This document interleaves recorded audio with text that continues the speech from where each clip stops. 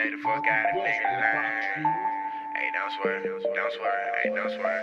Push lane. All right, all right, all right, all right. Here we go. Here we go. No games, just business podcast, episode 36. I'm Darius. I'm here with my man Don. What's good, Don? And I can't complain. It's my mama's birthday. You Oh, know, happy I birthday. just I just seen the Bengals gonna play the Chiefs in week 17. I seen that.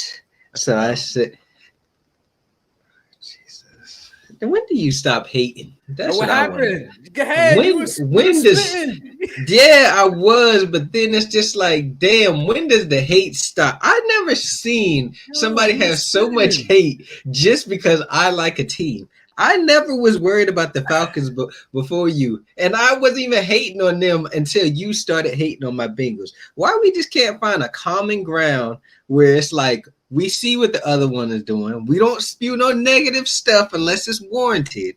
But no, every week, every day, you come with this nonsense. And it's like you go out your way to try to show me stuff that you know damn well I'm not going to agree with. But yet you try to, it's like negativity. You know, I started yoga the other day.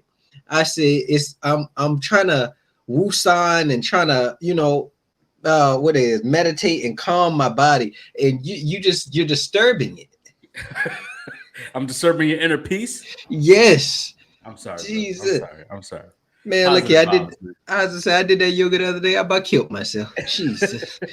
Yeah, I did yoga last week. I did 2 yoga classes last week, and I was like, the one was some hot yoga. She was just like, do this, do that, do this, do that, do this, do that, and I'm like, yo, what is going on? I felt like I just Hey, went through a whole goddamn workout class. hey, I'm trying. Oh, look here. I was in there. I did it in one of my spare rooms. I had the little guy on the screen, and he's sitting here. I'm just watching him. I'm like, damn, bro, doing this with ease. Like I'm over here breaking sweat, having to drop to the floor. I said, all right, I can't. I said, I know it take time to get to that level, but Jesus, they doing it with ease.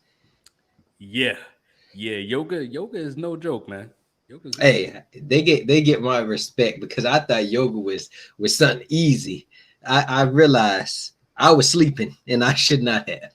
Yeah, 100%. Um, Yeah, but we got some good things going on. NBA playoffs, man. NBA playoffs continues to shock everyone. I think shock Not the world me. right now. Not me. Oh, Not definitely me. shocking you. You wasn't a Not believer me. at Not first. me. Maybe not in the first round, but in the second round, you know what? I wasn't a believer. I said the Heat was going to win in 6. Who knew they was going to spank that ass in 5? Who knew? Who knew? Oh, I It's told not the over Knicks yet. It's not fans. over yet. They play Oh, tonight. it is over tonight.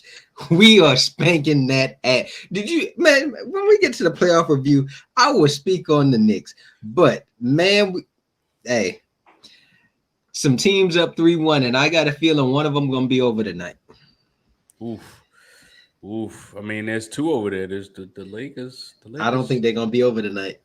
The Lakers. Shoot, the Celtics looking a little shaky. I'm not gonna. You know what? Well, I'll get there when we get to the It, playoff reviews, man. yeah, I get there when we get to the playoff reviews. Right now, I mean, there's not really much going on right now with the NFL. schedule come Um, out tomorrow. Schedule does come out tomorrow. I see that the Falcons have the easiest schedule in the league. I love it. I It's still love gonna it be trash. because when we start cooking up, they're gonna be like, "Oh, it's the schedule." Ah, okay. Now I it's the seen the schedule. Saints got an easy schedule too, Yeah, they real do have easy. to, but you know what? It's just a projection. It's just a projection at this point. We Hey, don't know. hey, that schedule don't mean nothing to be honest with you. Yeah. It really don't. Yo, is there like a? Can we really say that like this off season has been like a kind of like a perfect off season for everyone? Like no one really got worse. Like every team's off season pretty much just about because I could say I don't really know where the Arizona Cardinals are at this time. Like they should have traded D Hop. They could still trade D Hop. The Titans really don't know if they really want to rebuild yet. Every team is just still trying to hold on to compete. And there are some teams out there that need to rebuild that aren't going fully into a rebuild mode. Well, see that's why I'm just like I can't say teams didn't take L's because I mean the Rams they had to just start selling away some good players. I think that's an L, and none of us have them even being a competent team next season. Whoa.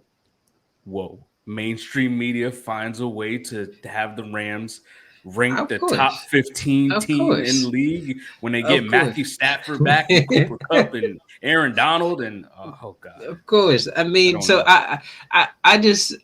I say this: there's no glaring L out there, but there's teams that's like they're treading water or they're stagnant or people just want to give them the benefit of the doubt, like the Patriots. People want to give them the benefit of the doubt because they didn't supply Mac Jones with the adequate weapons, but they got Gesicki and Juju. Like, what we gonna do with that? They lost Jacoby Myers. The Cardinals, I'm not really saying that they took an L because hey, they got their first overall pick, and then they got the Texans first round overall pick. And I mean, if the Texans aren't good this year coming up, that's top five first round picks. And shoot, I've seen mock things where Kyler get traded and they draft Caleb Williams and they get Marvin Harrison Jr. You ask me, that's a win. So I mean, I can't call them losers. I mean, I'm sure there's some teams out here that we could look at and be like, well, Tampa Bay, I would say they was a loser because they got Baker Mayfield at quarterback. So I think that's an L. You know what I'm saying? He the enemy. All right. So now you rolling with me? You rolling with me now? Hey, I'm 100%. 100%. He the enemy now.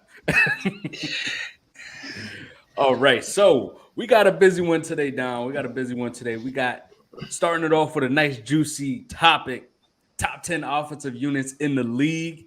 Let's see where these teams rank in both me and Don's list. Then we're going to get some playoff reviews. What's going on around the playoffs? What do we like? What do we dislike? What's surprising?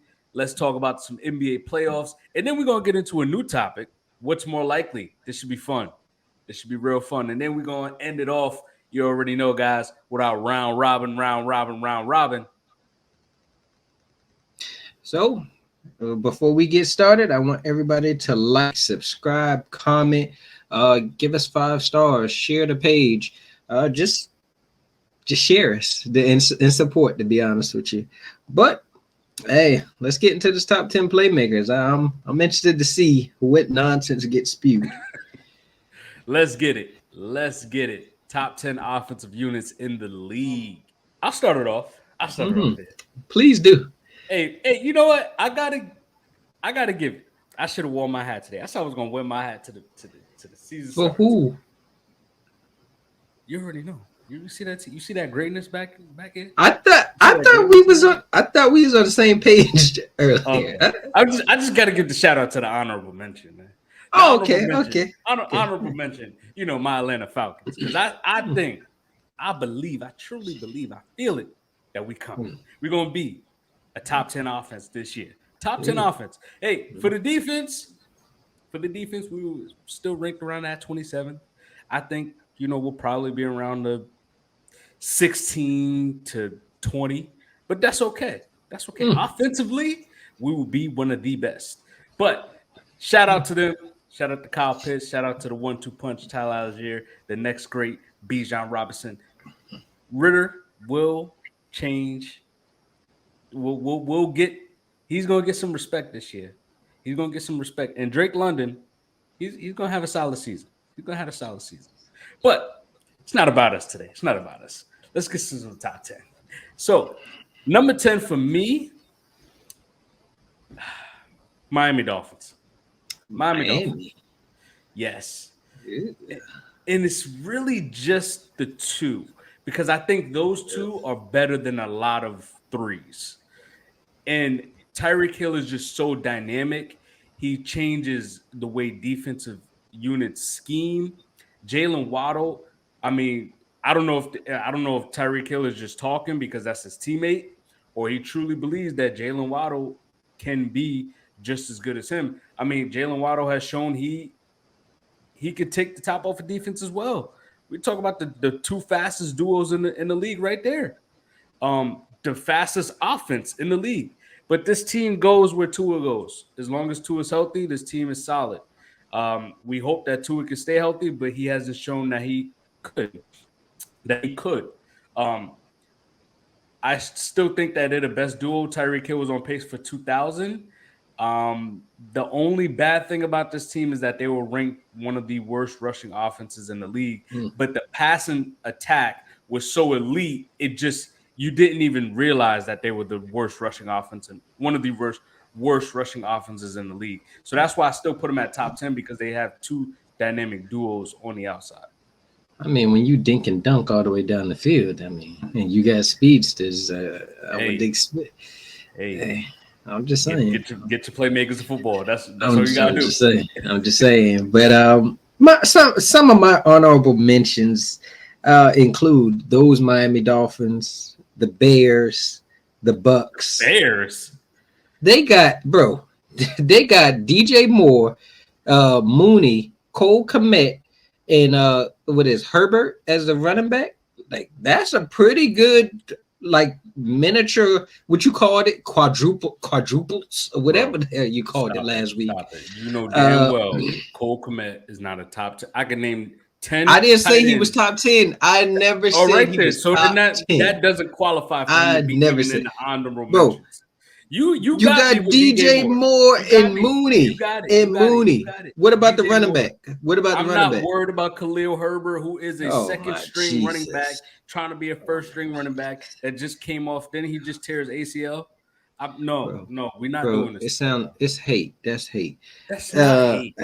You just shouted out the bum ass Falcons when Kyle Pitts didn't even get over 500 yards last season. Drake London has to rely on sorry ass Desmond Ritter. Bijan, we don't know what he's gonna be. I don't disrespect that man. Jesus. Back to the list.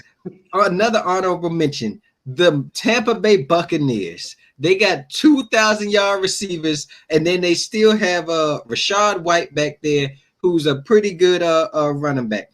Who else we got here? The Cleveland Browns, Amari Cooper, Elijah Moore, David Njoku, Nick Chubb. Really, there's an argument they could be top 10, to be honest with you. And then last but not least, I got the New Orleans Saints with Michael Thomas, with Chris Olave, with Alvin Kamara. That's a pretty... Man, look here. That them three might be better than your three. But I don't know about that.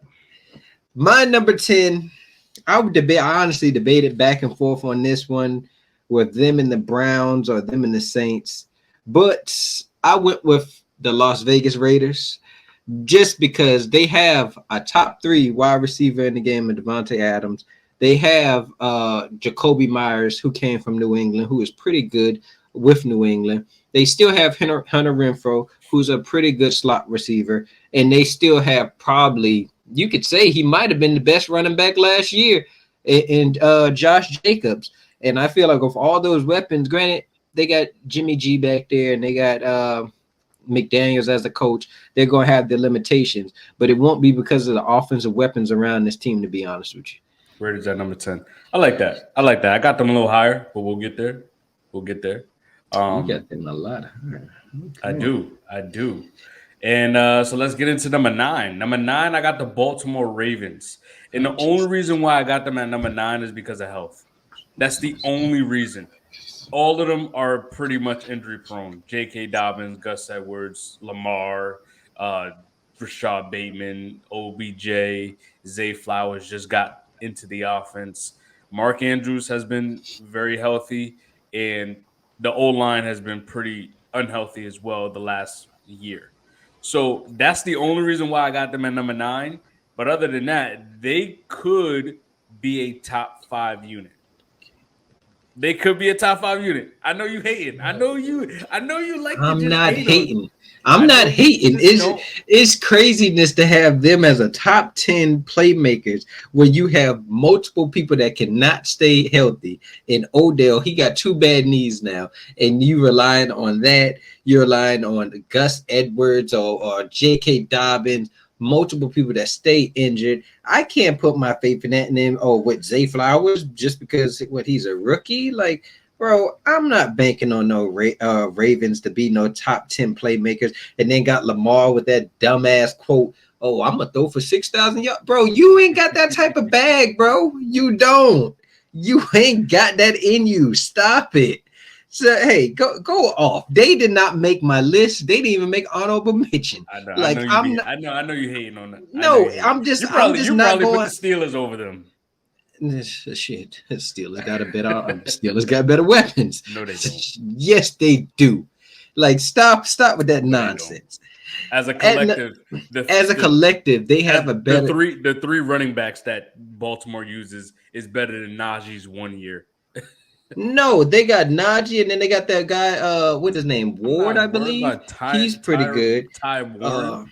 They got about him. Then they got Fire Move. They three, bro. Bro, Mark Andrews. Them bum ass receivers, them bum ass receivers at the rate, bro. Them bum ass receivers that they got out there in Baltimore, they is not touching them boys out there in Pittsburgh. Are you serious? I'm dead ass serious. I don't care about no dang on OBJ, bro. Is old. I don't care about that. He coming off 2 ACLs and a broken ankle, and now you trying to tell me Zay Flowers, George Pickens is gonna be better than him. Who else we got? Deontay Johnson is better than any of those boys in that Ravens locker room. If you want to keep it 100, not better than OBJ yet.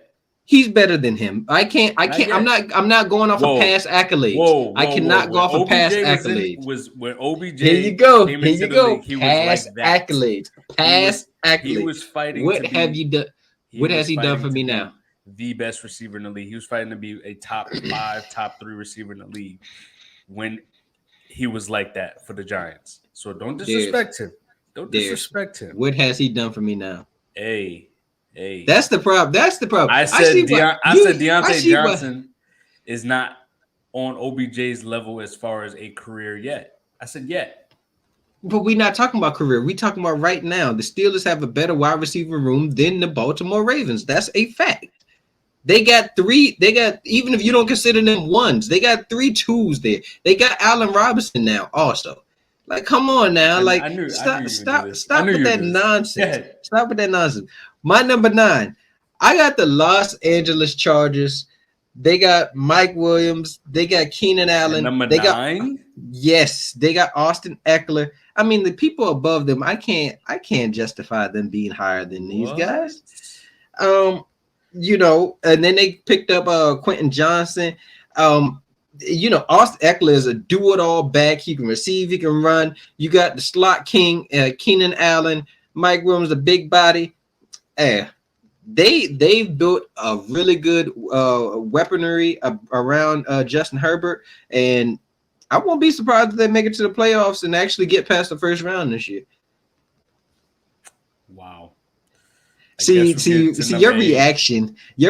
I can tell you don't have some of these people that I have, and I already know the way you talk down on the Steelers. You don't have the Steelers on this list. Why the hell would I have the Steelers anywhere on this list? The Steelers' weapons is not even better than the Falcons' weapons. That's a lie. That's a lie. Is not a lie. Kyle Pitts, I'm taking him over Pat Firemouth. I'm not. Drake London, I'm taking him over any receiver they got over there. I'll take George Pickens and Deontay Johnson. Bijan will be a better running back than Najee. We'll see. We will see. Jesus. Anyway, that was crazy. Jacksonville Jaguars comes in at number 8 for me. Just 8? Just 8. I gotta see where, even though really my boy, even though really has shown he can be a talented receiver in the league, I gotta see what he does when he comes back. I gotta see it again from Evan Ingram because he revamped his career with the Jags. So let's see if he can do it for 2 years in a row. Christian Kirk showed he was worth the money. Let's see if he can do it for 3 years in a row because he had a solid season with the Cardinals. Then he showed he was worth the money with the Jags. Let's see some consistency there. And then ETN shows that he's just a baller. Passing, rushing, he can do it all. And that's why they're coming at number 8 for me. But they could be at like that number 6, number 7 for me. I'll still take some other units. At number 8 for me, I got those same Pittsburgh Steelers that we just talked about. Like I said, they got Better George than the Pickens. Chargers? Yes, the Chargers can't stay healthy. Bro. I cannot give you credit for stuff that you can't do. That's craziness. That's absolutely craziness. You want me to give them credit and they can't stay healthy? Keenan Allen gets injured every year. Mike Williams gets injured every year. Missed their playoff game this season. I can't bank on that.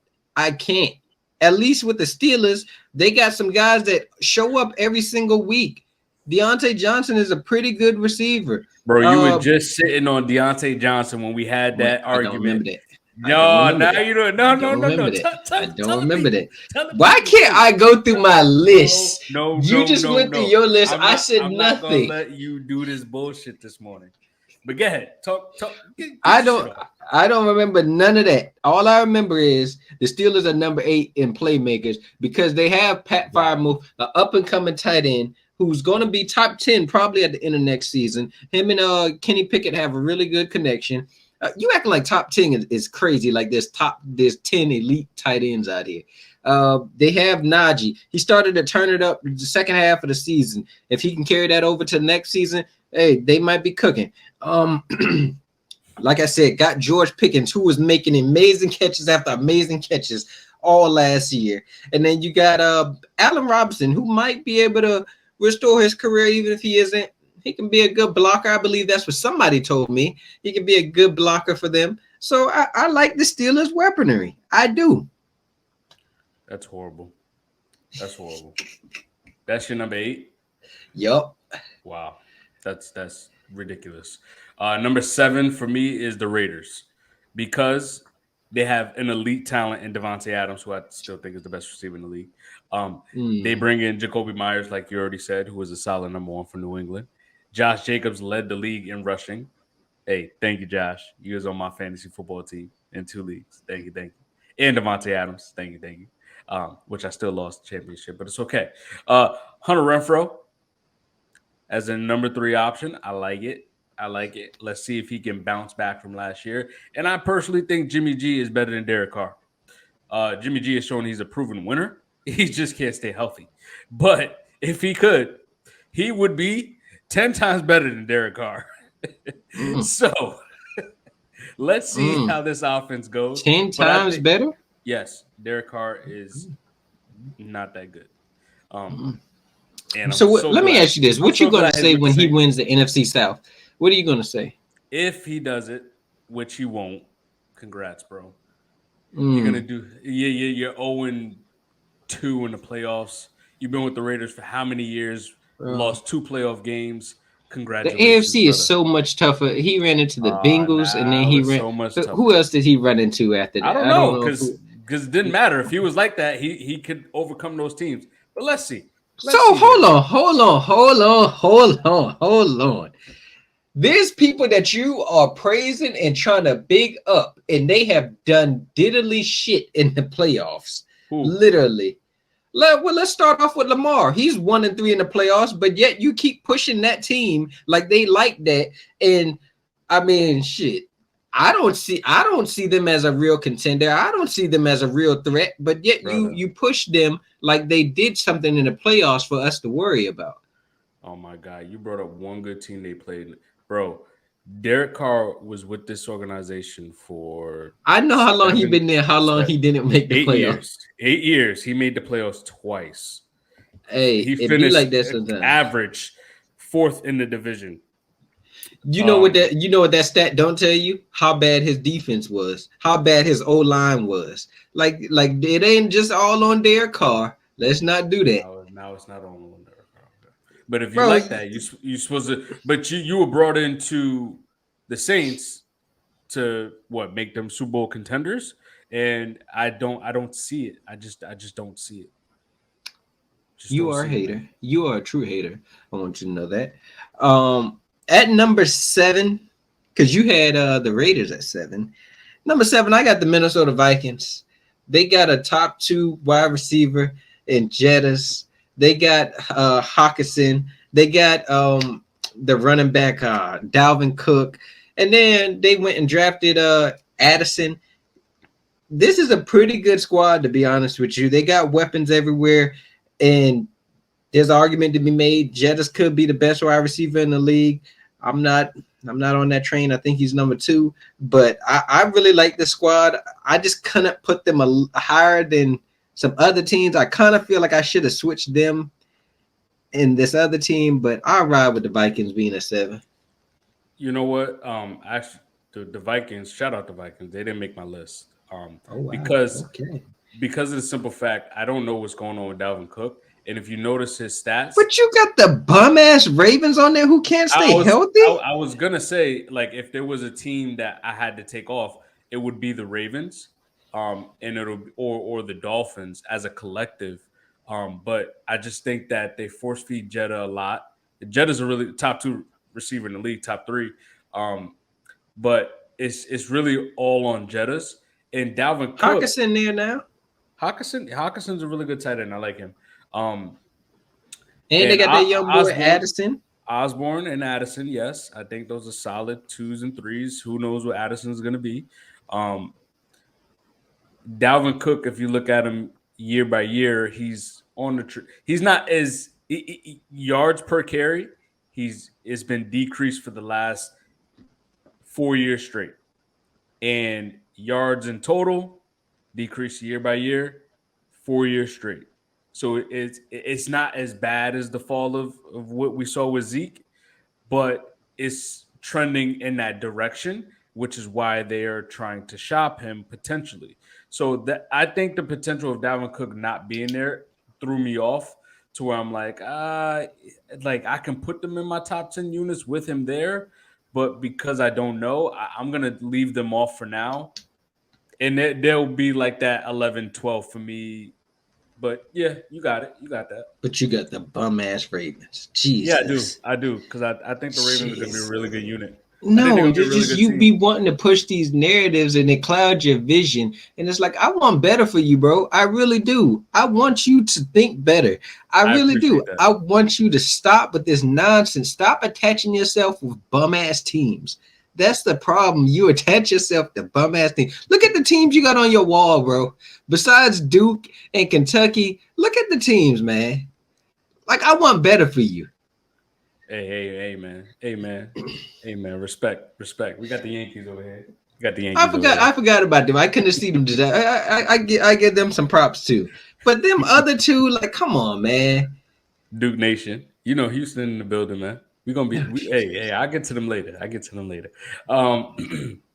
Number six for me is the Seattle Seahawks. JSN in the slot, Metcalf and Lockett on the outside. I mean, that trio of receivers is scary. Walker, 11 games, 1,000 yards. I mean, he came out and was a force. And then Noah Fant at the tight end position, I think he's a top 10 tight end in the league. And I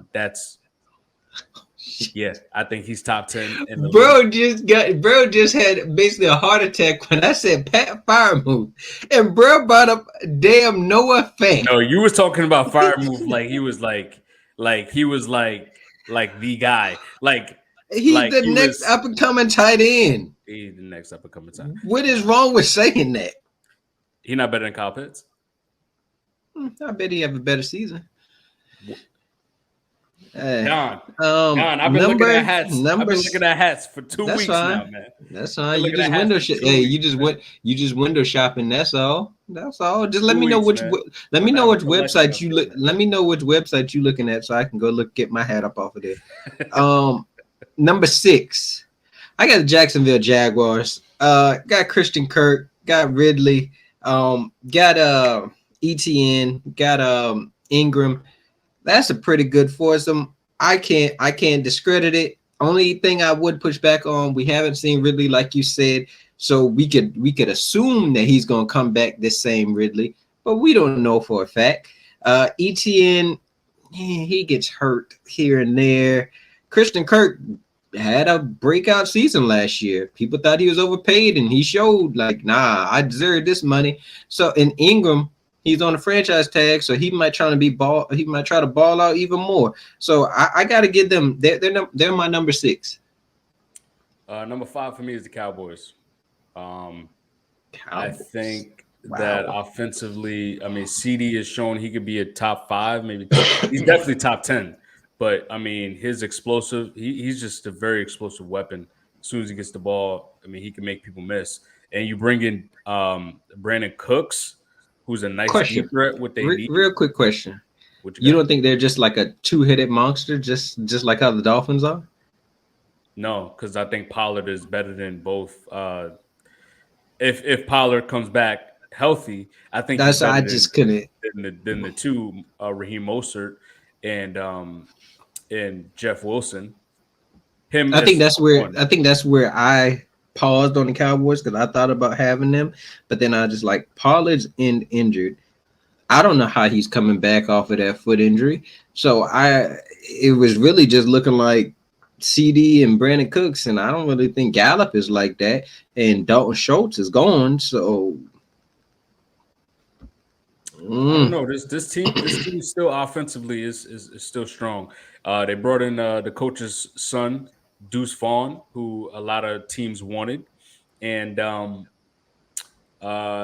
also, who knows? They could bring Zeke back. I mean, he did score 12 touchdowns. Maybe they were all from the 2-yard line or the 5-yard line, but still, he still scored 12 touchdowns for them. So, on that note, I still think they still got an elite O-line when healthy. I think they're top 5 unit. Number 5. I got a feeling you're going to have a heart attack over there because you is a hater. Number 5, I'm going with the Washington Commanders. They have a mini big 3 at wide receiver with Dodson. Bro was like that last year. They got Scary Terry. They got Curtis Samuel. They got Robinson. Huh? Robinson, you talking about Brian Robinson Jr.? Yeah, Brian Robinson Jr. from Alabama. Bro, see, that's your problem. That is your problem. That is, you know what the problem is. Yo, you don't appreciate. You don't. Sam Howell back. You were just bigging up the bum ass Falcons with Desmond Ritter. They are in the same league. No. You know what they are? And we could also say Sam Howell had it better in his one game. It was better than all of Desmond Ritter 4 games. No, he didn't. Yes, he did. Don't disrespect. Jesus. He played harder competition. And he played harder competition. He played harder competition. Okay, whatever. Jesus. He's 1-0, and he threw 169 and an interception. What you talking about? Let's go see Desmond Ritter stats. Yeah, let's see Desmond Ritter stats. Every game by game, he's gotten better. Oh Jesus! I believe first game he didn't even throw over 100 yards. That is very true. I believe it was raining that game, and we also ran the ball a lot. So it's okay. You don't want to put too much pressure on the kid. He threw 97 yards. No. We are not using the rain. We are not using rain. You know why? Because he played in the dome that game. He was in New Orleans. How are you getting rain going in the dome? But hold on. Next week he threw for 218 versus the Ravens, and then he threw for 169. Garbage yards. It was garbage yards. I seen it. 9-17. What you talking about? I seen the game too. Bro, the last couple minutes they were just letting him throw the ball. I watched it. He did nothing when the time mattered. You know what I'm saying? Like, bro, all I'm sitting here saying is, but you're not gonna tell the people that we rushed for over 100 yards collectively as a team. Yeah, that has no merit on what I'm talking about. We're not a pass first. We're not a pass first offense.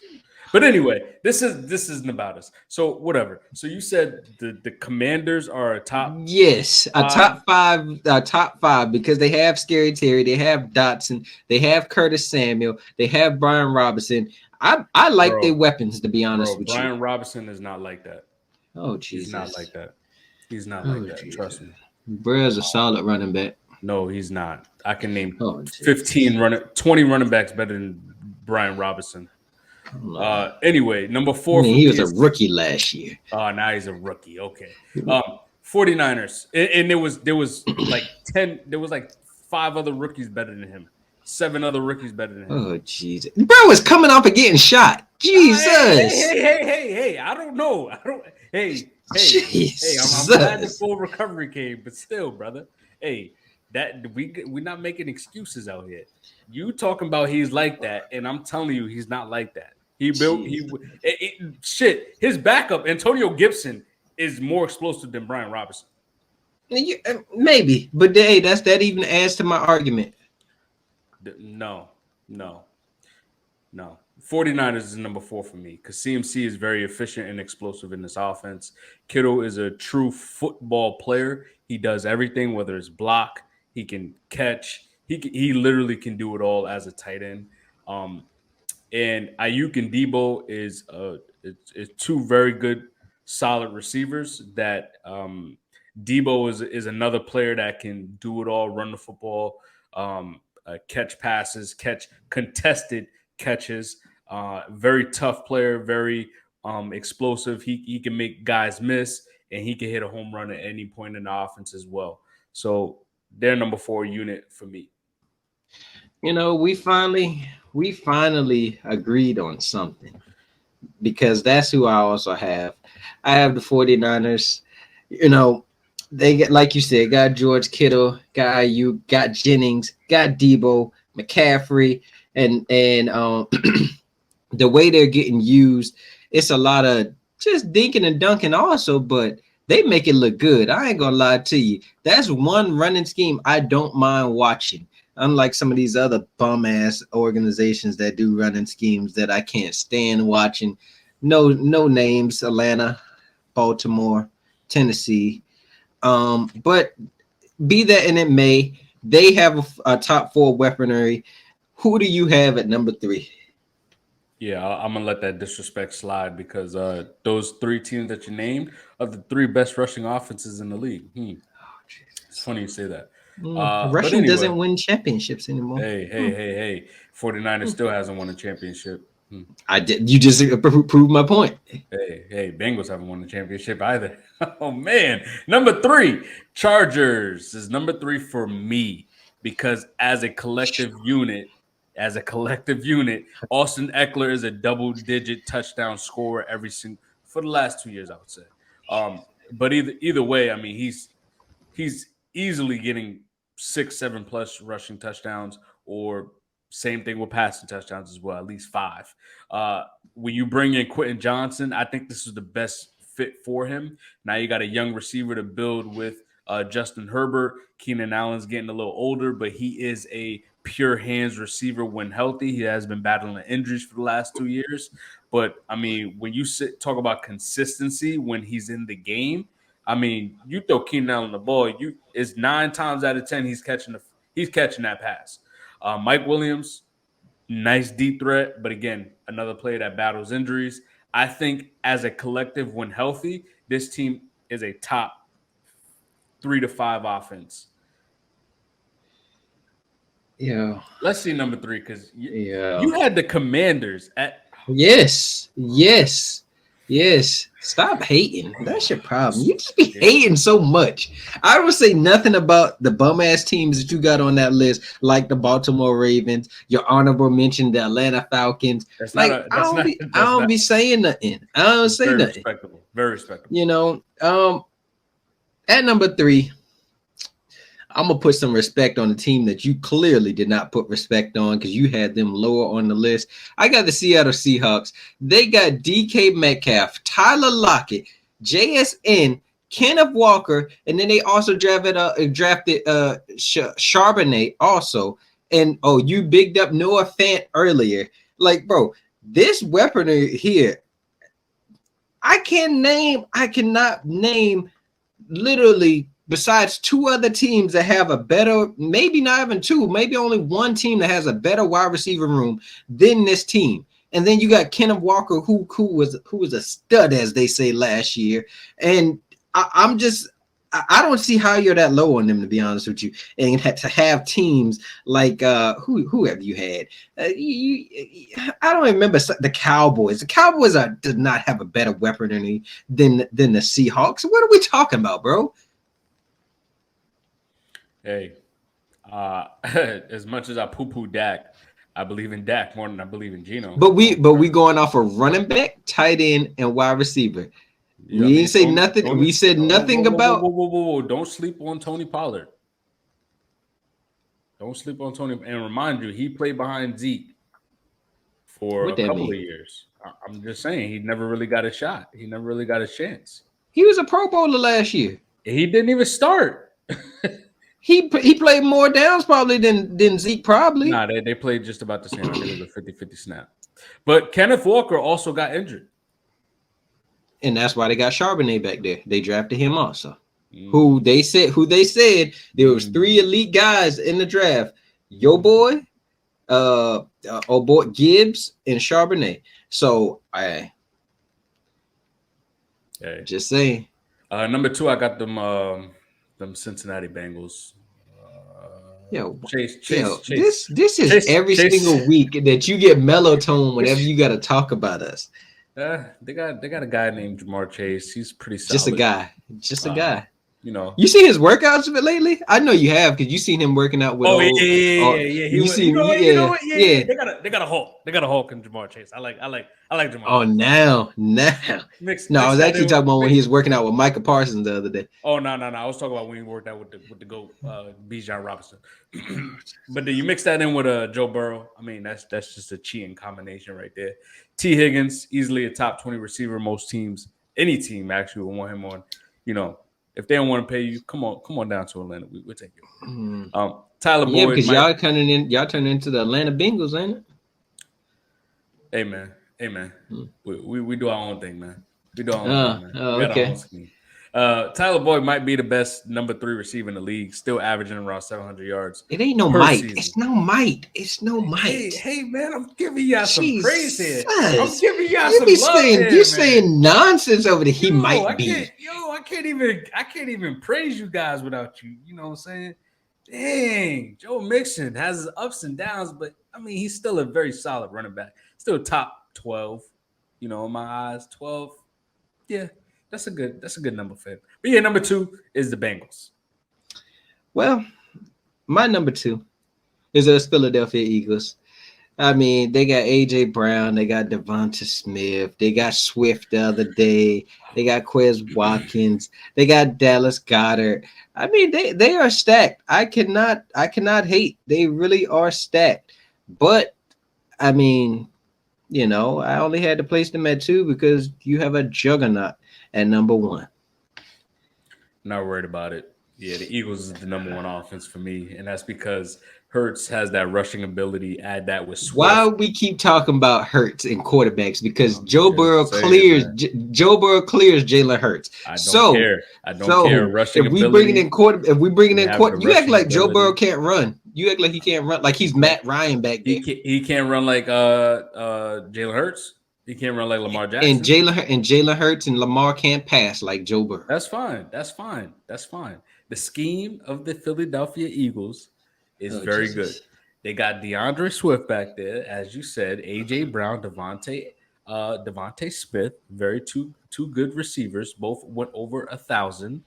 And Dallas Goedert is a very, very good tight end, very top, maybe 6-7 tight end in the league. He just making up numbers. Oh, he go. No.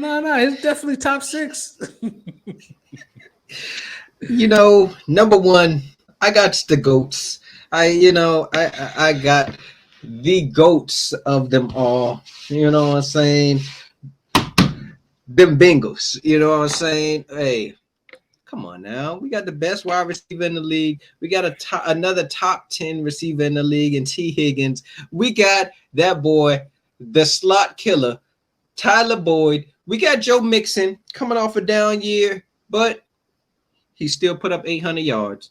Then we drafted Chase Brown, who's going to be an electric running back for us. Then we went and got Swervin Irvin.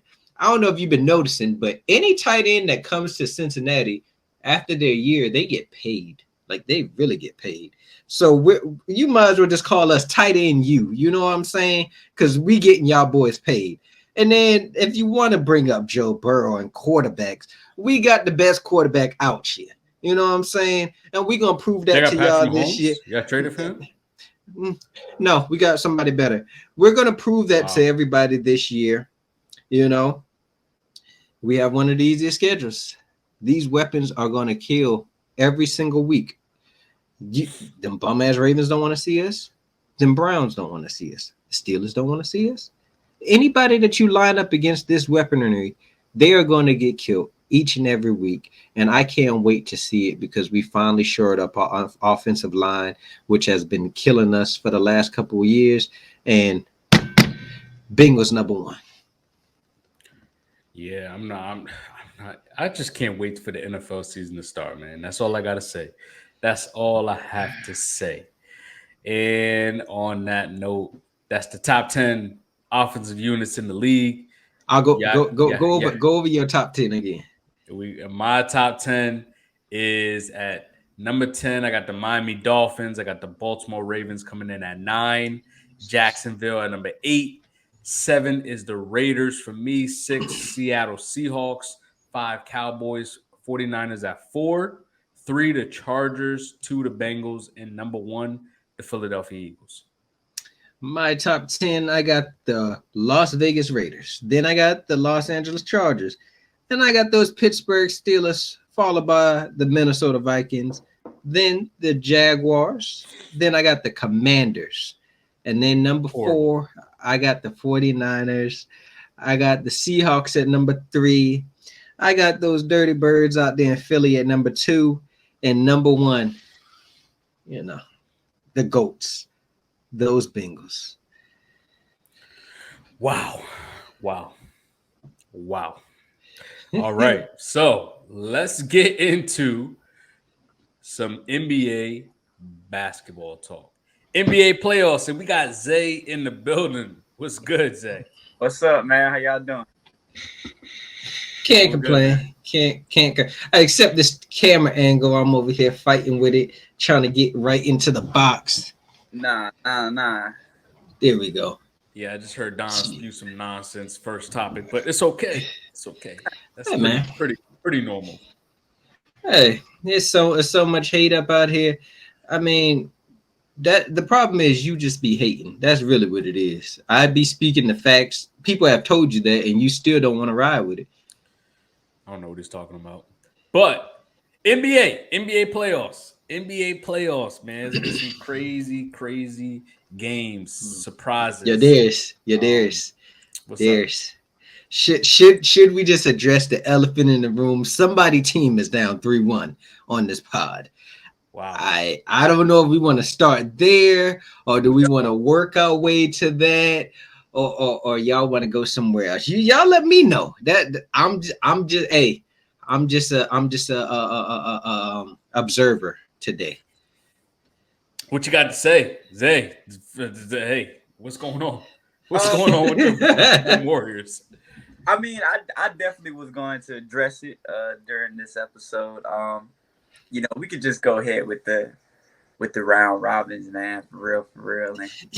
You want to skip a whole time? Yeah, he didn't want to talk about it.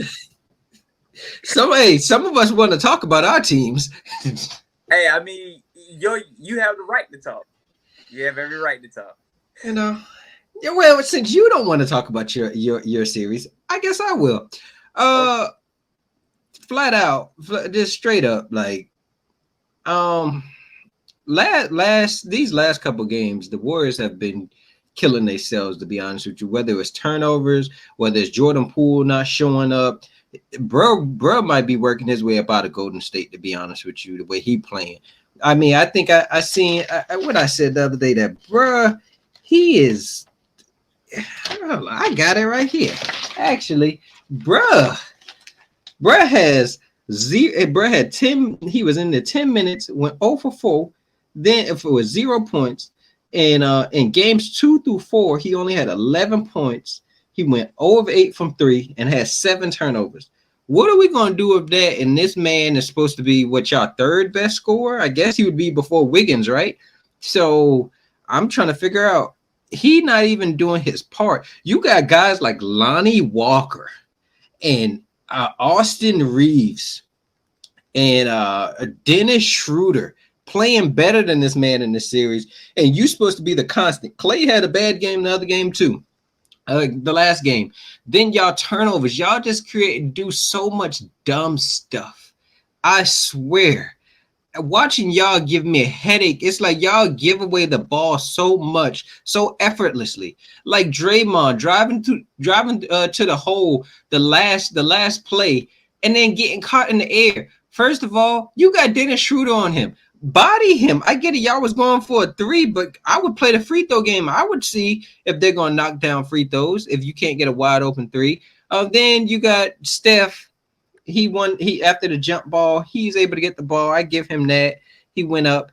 But Bressy and Braun standing there, he threw the ball just as quickly as Giannis did when he was about to get fouled after the jump ball that time. I'm just like, bro, y'all, I don't understand y'all. Like, I really do not. And y'all playing a team that likes to get to the free throw line, and they're getting to the paint constantly, and they're killing y'all and beating y'all at the free throw line. And y'all keep jacking up threes left and right, and y'all keep clanking them. I believe y'all shot 29% the other day. Y'all not gonna win like that. Like, hey, I'm here for y'all. I want y'all to make this 3-1 comeback, because it would be an interesting storyline. But the way y'all playing, I can't get behind this. And it's like, then on the other side, the Lakers, even when AD he was straight the game. I think he had 19 points in the first half, and then only had 4 points for the rest of the game. Y'all can't even stop Lonnie Walker. Like, what are we gonna do with that? Then you got guys like Austin Reeves stepped up last game. You still got the Rui matchup. It's like y'all constantly leaving guys wide open to hit threes, and sometimes they making them, sometimes they not. But what I can say is they're stepping up in the right moment, and they're playing defense. And shoot, Steph is out there by himself. Man, look here. That Warriors dynasty is over. Y'all gonna have to make some serious changes. Y'all gonna have to trade for something, because I swear to God, I was sitting here thinking like, man, they need another score while Wiggins jacking up a brick, while Clay just throwing up a half court heave. Why? I don't know. Draymond doing Draymond things. Jermichael Green in the corner missing threes. It's like, what are we? Gary Payton on the floor throwing up in his mouth, then leaving the court just with no one knowing. It's like, bro, the Warriors, y'all got to make some changes this offseason.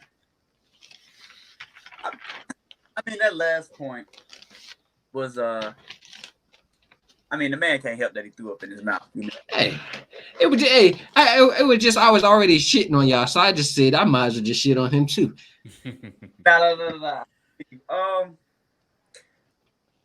Let's talk about that matchup with LA. Darvin Ham is coaching circles around Steve Kerr. Yeah, Steve Kerr. If you can go through their whole lineup in LA, man, everybody's contributed. You got Austin Reeves, you got Schroeder, you got Rui, you got Vanderbilt on defense, you got guys buying into their role. You got Lonnie Walker coming in now. He's making contributions. LeBron's playing off ball because he can. D'Lo can get hot. He can start it off. AD can carry him through, you know what I'm saying, the first. They have so much help, so many different weapons. And then you have Steph out there by himself. I think that shooting those threes late in the game, you living with that. You know what I'm saying? Regardless of the stat line. I mean, as a hooper, the man was tired. He shouldn't have been in that situation in the first place, because that goes back to the help of your team, a team that really wants to win. Klay Thompson shot awful. He's only had like 3-4 good games in the 12 games we played now in the playoffs, 11 games we played now in the playoffs. Jordan Poole, man, from game 1 to now, he's averaging 3.7 points a game on 26% shooting.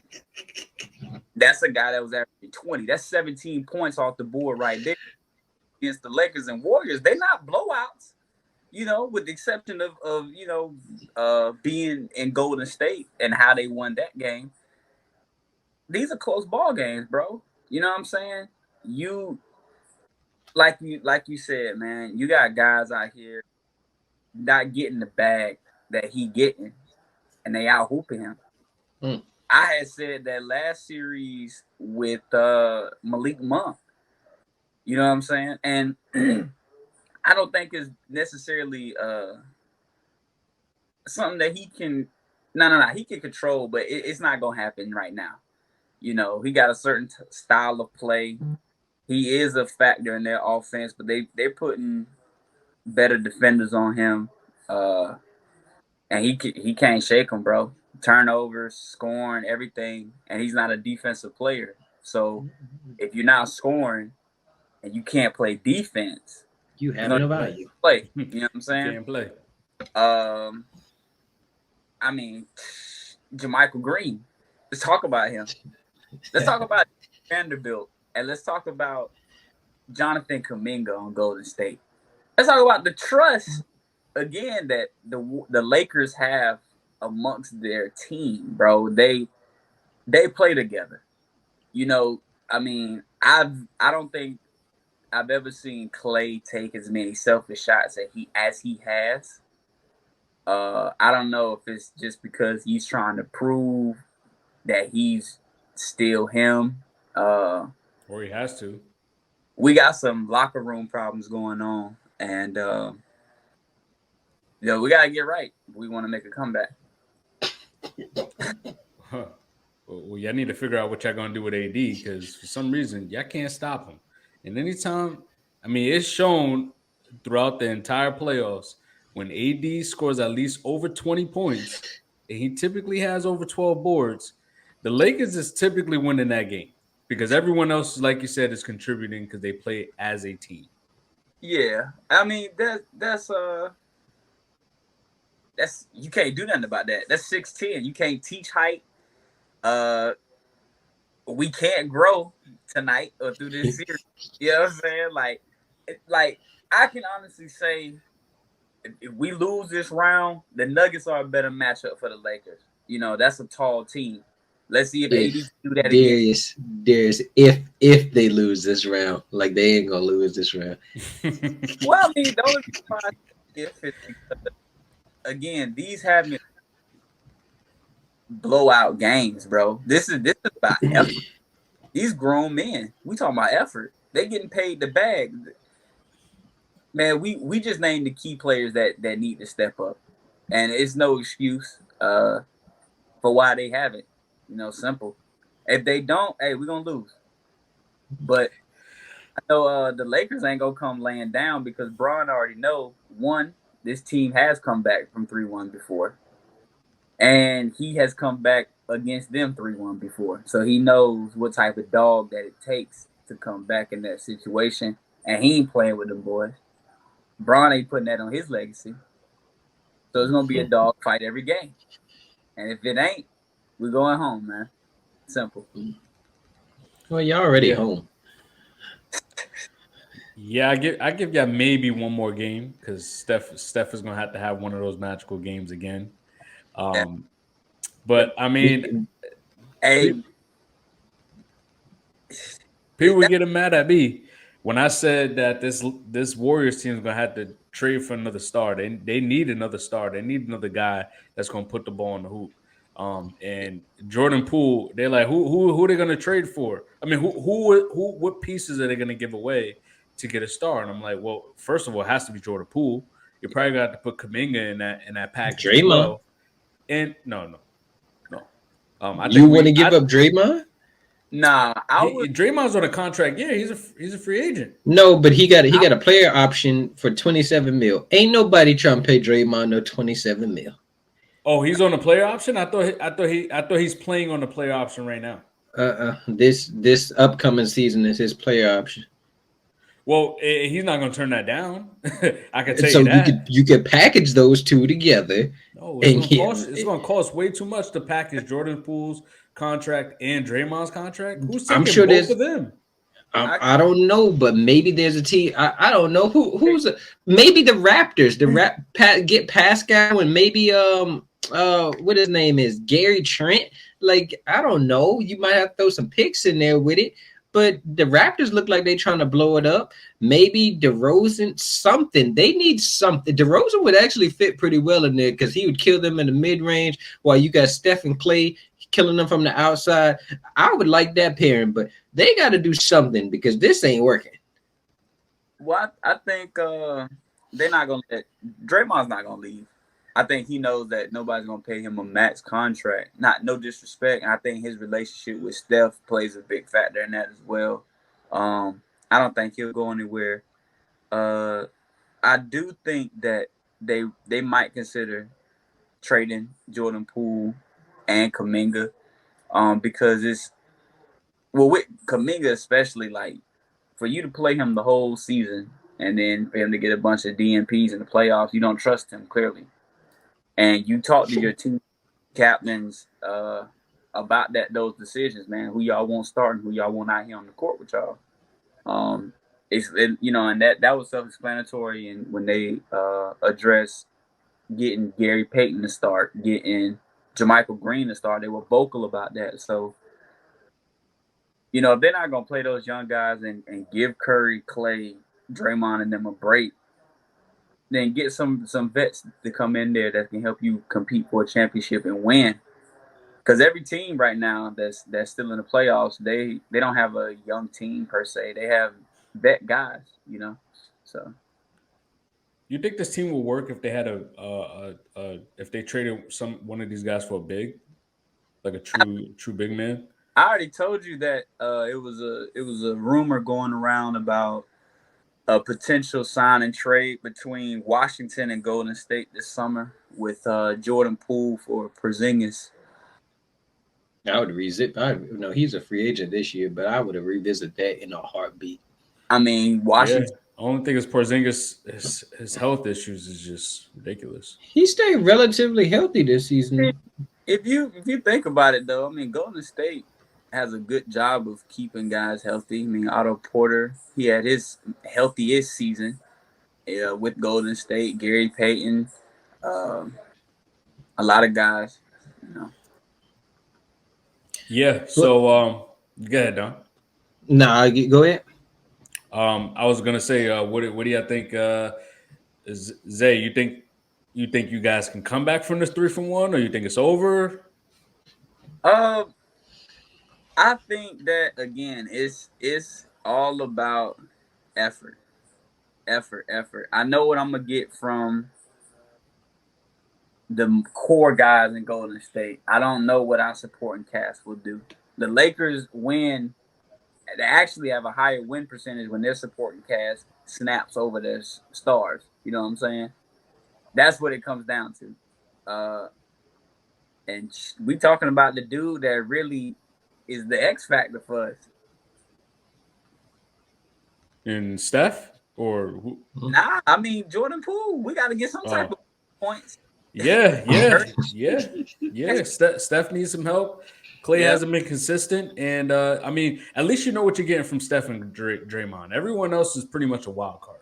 Yeah, you talking points a game for somebody, $125 million player.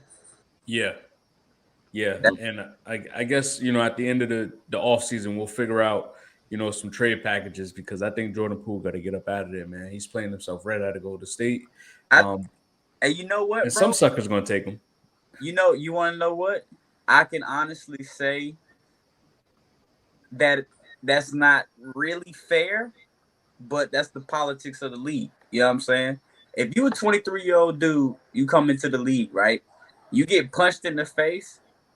Now they gave you a max contract to be that next, that, you know what I'm saying? Real talk. They gave you that contract to be their future piece. How can you be future piece to a franchise. And even in this scenario, the way that we discussing this, it's clear that they choosing what they got over the future. So it was no need to pay the future. You feel me? They should have just went ahead, bulked up that bench, got the bigs that they needed. Cause I mean, come on, bro. It's Steph, Clay, and Draymond. That's just like LeBron. That's just like KD. People gonna want to go hoop with them, bro. They gonna want a ring. You know what I'm saying? Like, Yeah, but with that new collective bargaining agreement, you can only have a certain amount of max players on your team. So I'm sure that's gonna stop the Warriors from just paying people all this money to come there and stay there.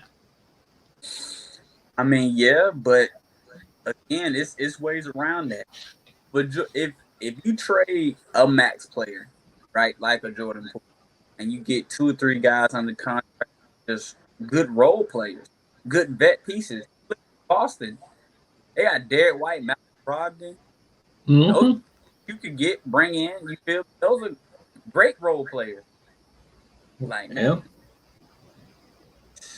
I mean, well, I do expect y'all to win it tonight. Darius, do you expect them to win tonight? Yeah, I give him one more game. Because I think AD he had his 2 little back-to-back good games, and he's Now gonna it's have back his. there. Yeah, they started calling him every other day Davis. Yeah. I said, yeah, I like that. Skip was killing him the other day. Damn, he the only one that got so many disrespect. What is it? Street clothes? Yeah. Man, look here, Jesus. Yeah. Hey, but that's enough Warriors talk. We all know they might get their ass spanked. What other series y'all want to go to? Y'all want to go to Denver versus Nuggets? I know Don thinks I'm a hater, but I gotta before Don, I know Don got a lot to say about his man, Jimmy Buckets. I gotta say he's been the best player in the playoffs. I mean, don't get me wrong. I wish Jimmy was up here. Shout out Jimmy. Up where? Up on the show right now. He not with us today. But you talking about that Jimmy?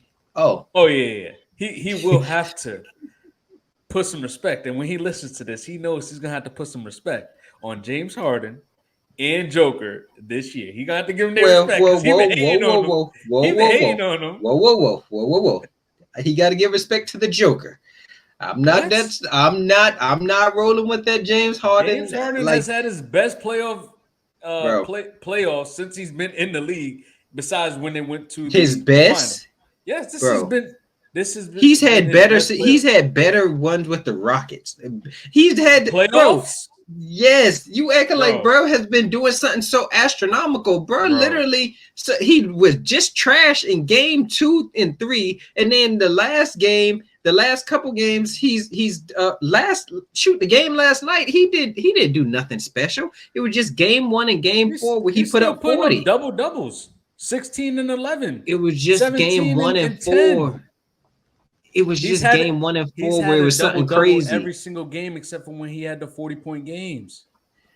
Yeah, he can have a double. He the point guard. I'm just saying, like he ain't doing nothing so spectacular out there. But we never seen that from James Harden in his career in the playoffs. Putting up 40. When he was with the Rockets, he was not doing bro that. Yes, he was. Yeah, bro. Then he'll turn the ball over at the end of the game. It cost us to win. Does not matter. He do some stupid shit at the end of the game. Does not matter. That same James Harden. Yes, he was the star. That was when James Harden was in his prime. Yes. And in his prime, that was a bad man who was with the Rockets putting up 40, 50-point triple doubles left and right. No, this has been his best playoff since he's been in the league. Jimmy, I'm rolling with you, bro. I'm not on that Harden mess. Jokic, you owe that man an apology.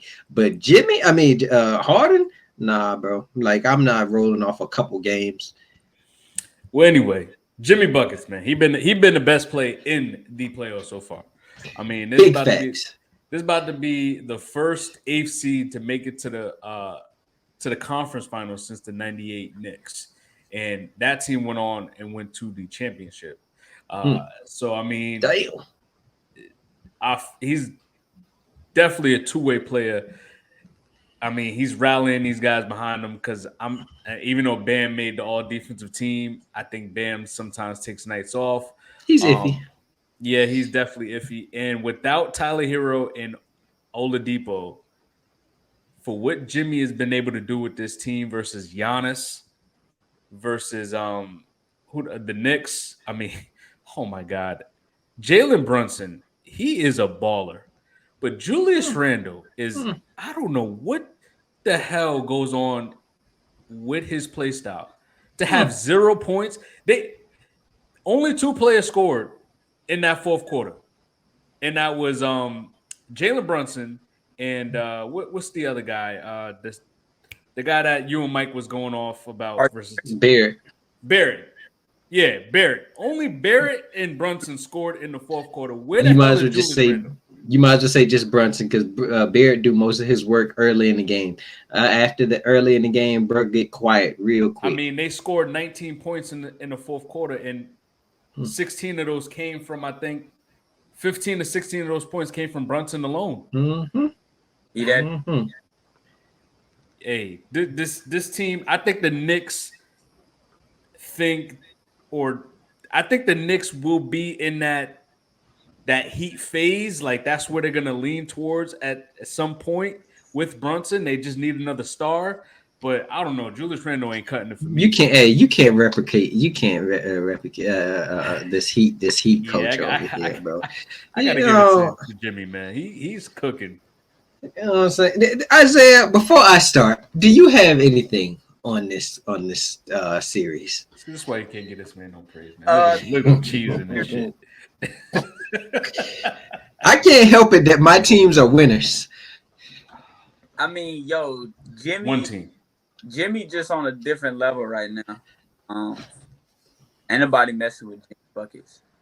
Nobody. He willing them to victory every night. Miami getting gritty wins. You know, they'll get a couple points from this dude, like Gabe Vincent, Kyle Lowry, Caleb Martin. You know, they just those 3 guys particularly. They goals of who steps up and helps Jimmy and Bam out, but you know they got a deep roster, so I respect their heart. You know, I appreciate the kind words from y'all so much. You know what I'm saying? I tried to tell Knicks fan. I believe it was us 3 when I said, no, what was it last Sunday? I said it. Heat in 6.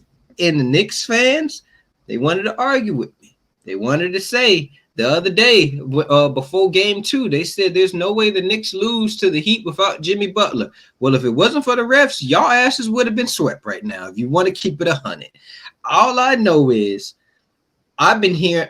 It's like they backtracking. The ESPN even went as far as to blame the weather as why the Knicks is getting their ass cut. It is ridiculous. Like, I've never seen so many excuses for a team. First, it was, the Knicks are going to dominate the Heat on the rebounds. Now, that shit isn't happening. Then I heard, Coach Spo, he's gonna finally have somebody to go up against him who can come up with defensive schemes to slow them down and show that they're not as talented as that Knicks team. Bullshit. Thibs ain't got nothing. Hey, what Jimmy Bucket said before the series? Ain't nobody worried about Thibs, and hey, we clearly ain't worried about Thibs. Who else they said? They said, we're more talented over there, though. I don't give a damn what they building over there. They ain't nothing. What else we seen? We heard, we're the more talented team. Well, that more talented team, you got the coach who people on this podcast, this is another apology we need to hear Jimmy come out his mouth with. There was people on this podcast shitting on Kyle Lowry left and right, calling him fat and all. And bruh, and now Thibs, huh? Who called Kyle Lowry fat? Jimmy. Now, wow. Now, wow. Words similar to that. And now you got Thibs saying, well, they got Kyle Lowry. I don't know what to do. The fuck you mean? Y'all were just shitting on Kyle Lowry. Everybody was saying he was washed. All New York fans. And then, the biggest one I heard was after game 1 when we whooped that ass. Oh, we're going to have Julius Randle come back. He's going to solve our problems. Now, you wasn't expecting Bam to lock that shit up. You wasn't expecting Julius Randle to post the worst field goal percentage in NBA history. I think it was a long-ass time from now. I mean, his field goal percentage is just horrible. Then they start now it's, well, we might have to trade Julius Randle this offseason. What? Y'all were just digging this man up like he was like that. Like he was one of them. Like he was a playoff performer. I mean, in the regular season, he was out there doing his thing. I don't care about regular season. What you about to say, Isaiah? We know that. In the NBA, no one cares about the regular season. I said Julius Randle to Golden State. You can have him. Just I don't know if you want that mess either. Yeah, but all I know is the Heat out there punking them boys. Them boys look like they don't want no parts of the Heat. The Heat are doing whatever they want. I know y'all seen that Caleb Martin dunk on them boys. Boy went right through the hole and just dunk on all of them. It's nothing the Knicks. Yo, I tried to tell y'all the Knicks don't want none of these problems. That I seen a great analogy earlier. And shout out Pierre from Through the Wire podcast. He said, you know, the Knicks beat up the Cavaliers. And, you know, in school, when you see somebody beat up somebody, you be like, oh, bro got hands. Until they actually run into somebody that actually got some real goddamn hands. And you see that, oh, the person they beat up just couldn't fight. And that's the Cavaliers. They were just soft as hell. And then they ran into some Rough Riders that can actually fight and actually really like that every single year. And we're seeing the Knicks ain't got nothing for us. And like I said the other day, the Heat are 14-0 when they're up 3-1. The Knicks are 0-14 when they're down 3-1. It's not looking very good for y'all. Bing bong. That's all I got for y'all. You know what I'm saying? Hey, I could agree. I could definitely agree with that analogy. That's a good one. Yeah, I see this. I see this ending in 5. Miami's going to take ending this tonight. I'm telling you right now, if Miami has to play the Sixers, the Miami Heat is going to win. Let me just put a PSA announcement out. A PO is a PA. You see why I don't get it. I don't get it. Yeah. This man don't praise that. You see what I have to deal with every week. Let me just put a PA announcement out there right now for y'all Sixers fans, because I got a feeling it's going to come. If they beat the Celtics, I got a feeling we're going to hear, oh, the Sixers are way more talented. The Heat don't have nobody for Embiid. Who's gonna? James Harden is he's putting up vintage James Harden moments. We got Jimmy G buckets. He is the best player left in the playoffs. I don't want to hear nothing about nobody else. We just whooped Philly ass last year. Ain't nothing changed. I don't care that they got PJ Tucker. I don't care that they got DeAnthony Melton. They don't got Jimmy G buckets, and Tyler Hero might be back. And we all know Doc Rivers ain't got shit on no Eric Spoelstra. So we got the best player and we got the best coach. Hey, I'm liking our odds. And then we got guys like Gabe Vincent, Strus, Bam, Kevin Love, all playing above their level. Hey, Heat in 6 if we play the Sixers.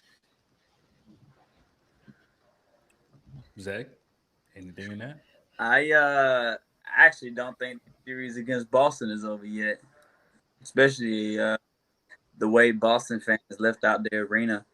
They're going to want to get their revenge back in Philly, and they're going to take it back home to Boston in 7. Who wins that? I mean, come on, that's a big game. If they're going 7, I think Boston's taking that. I think Boston's going to take that. Well, let me put out another PA announcement.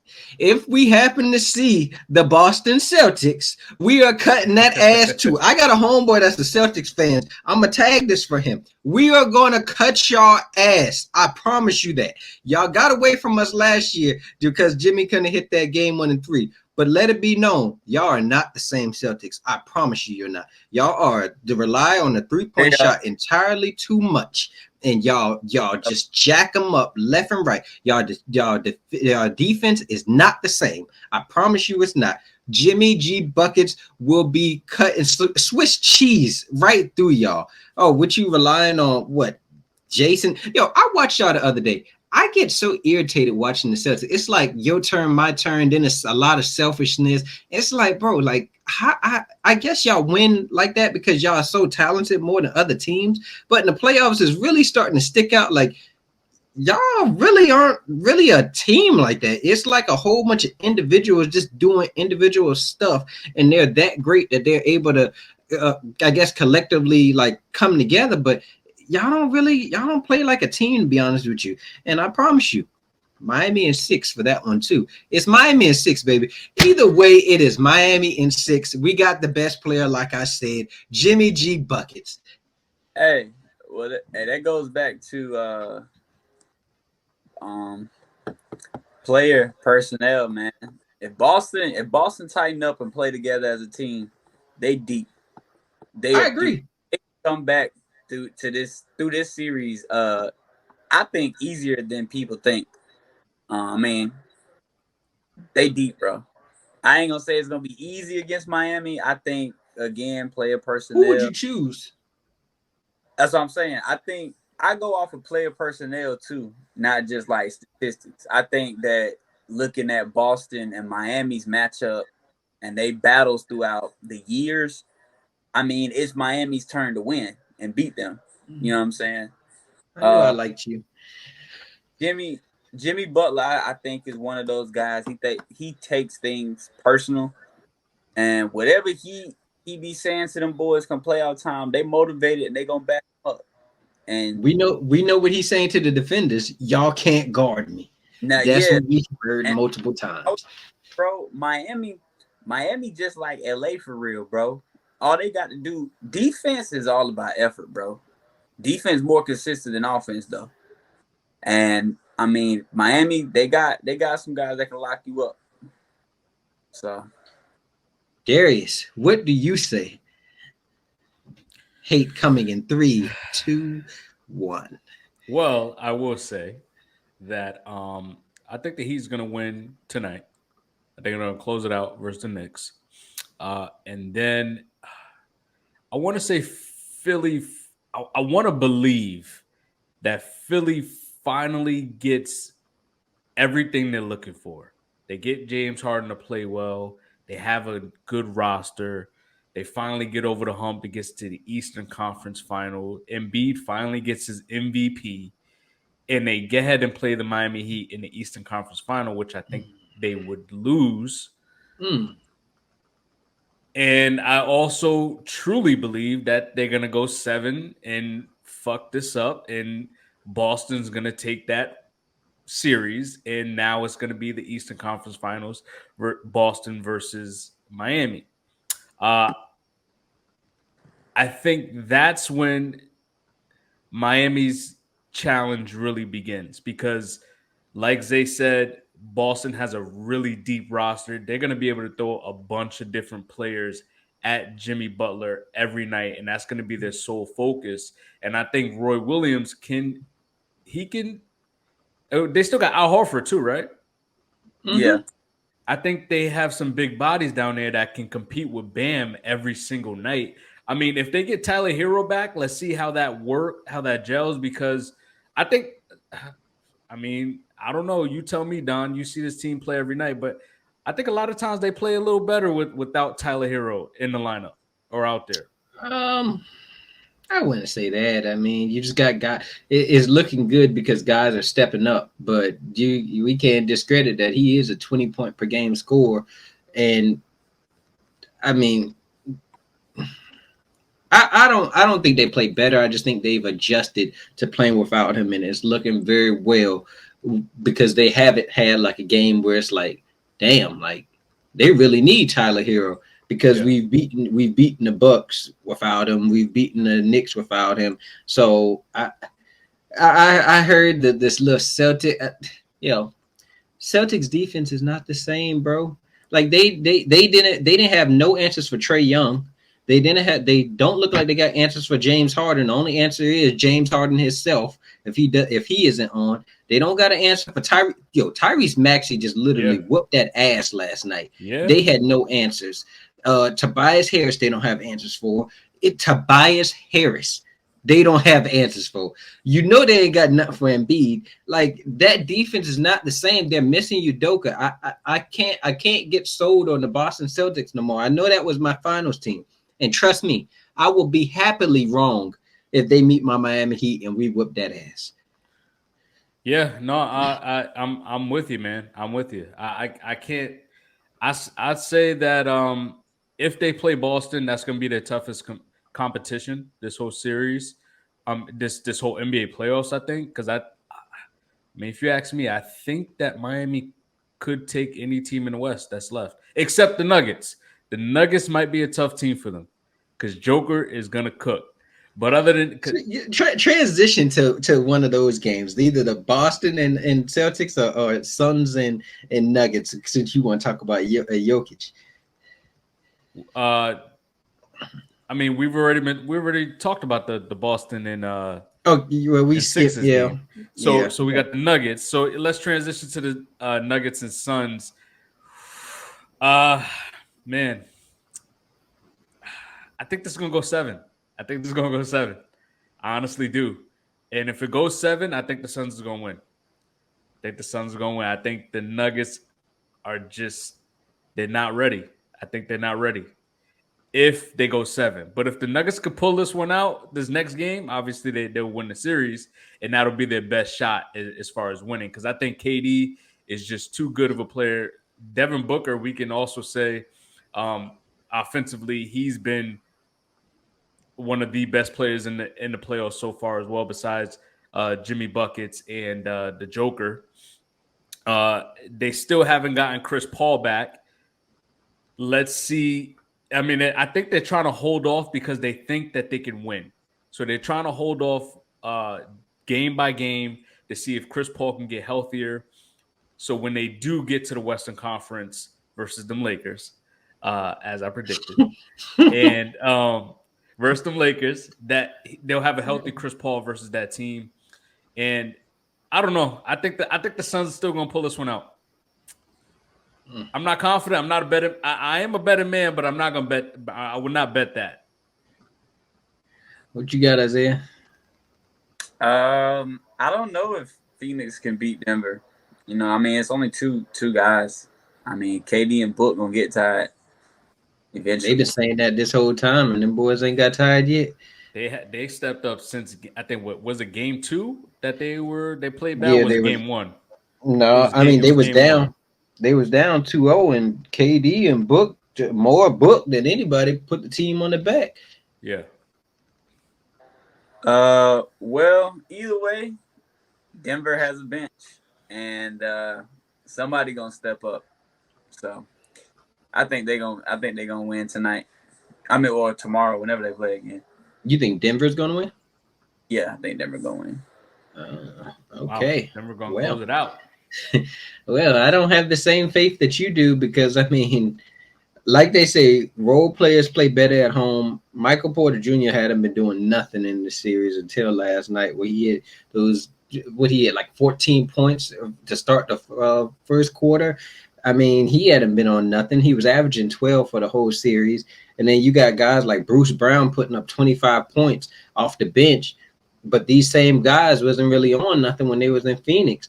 The only one that was really showing up consistently was Jokic and maybe Jamal Murray. So I can't say that Denver's for sure going to beat them in game 6 because you still got Devin Booker and you still got KD. And they shown in game 3 when they was down 2-0, if they went down 3-0, that series basically over. They fought back. They evened the series out. Yeah, they lost last night. It was a tough loss. I mean, Denver was just on one. Everybody, Denver had that home cooking, but now they got to go back to Arizona, and I mean, it don't look like they ain't got no answers for D Book. KD, they're trying to trap him. They're trying to show him different players. He's still getting his buckets. He isn't as efficient as on some nights as he normally is. But I'd say this: the main thing, if they do lose tonight, they have to. I'll wait till room report for that one. But I honestly like the way the Suns are playing better without Chris Paul, to be honest with you. They're pushing the pace, and Campaign is getting it out there quickly and not allowing the Denver Nuggets to set up their defense. So I'm liking it, but I think this goes 7. And game 7, I don't know, man. I want to say the Suns because that was my finals prediction. But the way Denver plays at home, they have not lost a home game. So I'm not sure, man. I probably roll with Denver to finish it off in game 7.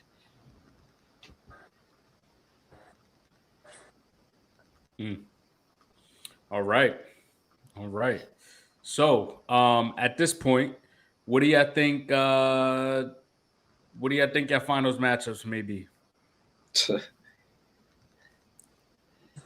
Isaiah, Don? what you got? I'm interested. Nah, go ahead. We know what you're gonna say. We know this is going. Oh, Jesus. You know. Hey, man. Yo. I'm rocking with Golden State until that final horn say our season over. Wow. I like Golden State versus who, Isaiah? Jesus. Versus Miami. What happens? What happens in that series? And Warriors versus Heat. Mm-hmm. Oh, I mean, come on, bro. Golden State. Oh, come on, bro. Golden State. No. Okay. Well, safe to say, I don't have one of those teams in the finals. They're probably going to lose either tonight or the next game. But I got Miami. No shock. Like I've been saying, we have the best player, Jimmy G Buckets. He turns it on when we get to the playoffs, and I believe bro is he's gonna have all the motivation in the world to get that ring if he makes it back to the finals for what happened last time when he went to the finals. Coming out the West, Lakers Miami matchup. Yeah. I would like to see that so Jimmy could get his payback, but I honestly, the way Denver is playing right now, I probably would roll with Miami versus Denver, and I'm going to give it to Miami. Bro, they have not seen a defense like ours yet. They haven't. Like, we got the guys to deal with Jamal Murray. Michael Porter Jr. ain't gonna be on nothing versus us, and I don't think. Do you consider Denver a physical team? I believe Miami might can get physical with them and make this game gritty. And hey, the only guy I really think that is kind of physical on that team is maybe Jokic. But other than that, I don't really consider none of those other guys some physical guy when they run up against a team like Miami. So Miami in 6 and everything. I'm gonna go. I want to keep my narrative and say Suns versus now because I picked Suns Bucks. I want to say Suns Celtics, but I'm gonna go with I'm gonna go with the Nuggets versus the Celtics. And I'm gonna say this game is gonna go 7 games with Denver winning. Because I think Jamal Murray got a little bit more clutch, got that clutch factor in him more than Tatum. Hey, and Brown matters too. Hey, and I will say this: if that was to happen, the Jokic finds a way to get a championship this year. Oh, Jimmy! Oh, Jimmy! Jimmy! Jesus! Yeah, he might blow a gasket. Boy, I don't want to hear nothing about no Embiid. I don't want to hear nothing about no Giannis. No, his main one is Embiid. I don't want to hear none of that. I don't. I promise you. All right. All right. Zay, we got yours, right? You said Warriors versus who? Miami. Miami. All right. I like it. I like it. So let's get into what's more likely. Don, you want to start it off? Well, 'Cause I know some bull. okay. Nah. What's more likely? Jimmy Butler leads the Heat to a championship, or the Warriors come back 3-1 versus the Lakers? Zay? Warriors come back 3-1. Stop it. Stop it. You're just chatting now. Stop it. You don't believe that nonsense. That's tough. That's Word. tough. I genuinely believe that if bro goes from averaging 4 points a game back to 20, that can be a series changer. I genuinely believe if Klay Thompson can hit a jump shot and help Steph, that would help us. We've been losing by an average of 3-4 points a game. Stop it. That's with AD snapping. I think if AD snapping, it's over for y'all. Can't no one guard him. And I'm gonna say Jimmy Buckets lead the Heat to the championship is more likely, because I don't think LeBron is not gonna allow a 3-1 series loss at this age, at this stage of his career, to go against his legacy, because it's all gonna fall on him. Even though he's the guy, but it's the players around him that's really been stepping up big time. Yeah. Y'all already know where I'm rolling with. Jimmy G leads us to a championship. He solidifies himself as a Hall of Famer. And he solidifies himself as a top 10 player for y'all to stop discrediting him and having guys like Damian Lillard over him. Jimmy, we're throwing shots at Jimmy all pod, because he just be having some blasphemy that he just be saying. What are we doing here? But hopefully we get Jimmy back this week to defend himself. But what's one of y'all's? All right. So typically these two quarterbacks, these two teams are pretty much the favorites in the AFC. As much as poo-poo as I give the Bengals, they do have a very talented roster, But anyway, besides Gonna be lighting this real soon. Yo, that stale ass cigar you had for 2 years now. Real soon. That shit, look at that. Look at you hear it? It's ripping. No, I'm trying to open it. Yeah. I'm trying to. You better leave it closed, because that's you said what I did? It's probably stink. Smoking on here? Nah, I did. I'm gonna smoke this. I'm gonna smoke this on the pod when we win the championship. In 5 years, when I win the championship, I send you two more of those, man. Because that's definitely bad. That's bad for you to smoke right there. I ain't gonna lie to you. You know what? I probably will just put this one away and go buy an even fatter one and then smoke that up on here. That's gonna be the intro to the pod that day. So besides Burrow, Mahomes, which QB between Trevor Lawrence, Justin Herbert, and Lamar Jackson wins a Super Bowl first? Why isn't Josh Allen part of this question? Hold on. Trevor Lawrence, who? Oh shit, I forgot about Josh Allen. Josh Allen. Hey, dang, bro. Because I think he will win a Super Bowl. You know what? I don't know, man. I don't know why I didn't put him up there with them, but go ahead. That's the question. But over Trevor Lawrence, Justin Herbert, and Lamar, are you throwing Josh Allen in it, or just those three? Sure, you can put Josh Allen in there. If I had to pick out of the three, the Chargers are going to Charger, so I can't pick them. I think the Ravens' time has passed, and then you had crazy. You said who was the last one? Trevor Lawrence. Trevor Lawrence. I don't think the Jaguars have enough to beat one of those top three teams or top two teams. So I'm gonna go with Josh Allen. His time might come one day to win, and so I'll roll with Josh Allen. I believe they have the They have some weapons on that side of the ball. They added Dalton Kincaid. I'm not too sure on like their defense is getting older, but I would go with the Bills. Zay, what you think? I ain't gonna lie. I think Trevor Lawrence got a good chance out of all of them. Stop it. Stop that Bro, nonsense, bro. Okay, I like the Trevor Lawrence love, man. Stop We it. winner, bro. He's the winner. See? He he is a poor man's Joe Burrow.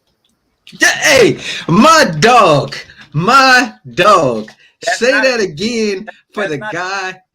he has a lot of potential. He could very well step into those shoes with the right team around him. Poor man's. That's all I Hey, heard. That's hey, all I heard. hey, I'm a Trevor Lawrence fan, man. You Healthy not a Joe weapons. Burrow? You not a Joe Burrow fan? Healthy. We talk about Trevor Lawrence. Healthy weapons. I mean, I need him to take another level. I think I need him to consistently get me that 35, 40 touchdowns a year. I need to see that from him. But I like the step that he took last year, and I think he can elevate his game again. But overall, out of the three, because I agree with Don as far as the Chargers going to charger it up. I think Herbert is a really good quarterback, but he's missing that that fear factor or that clutch ability.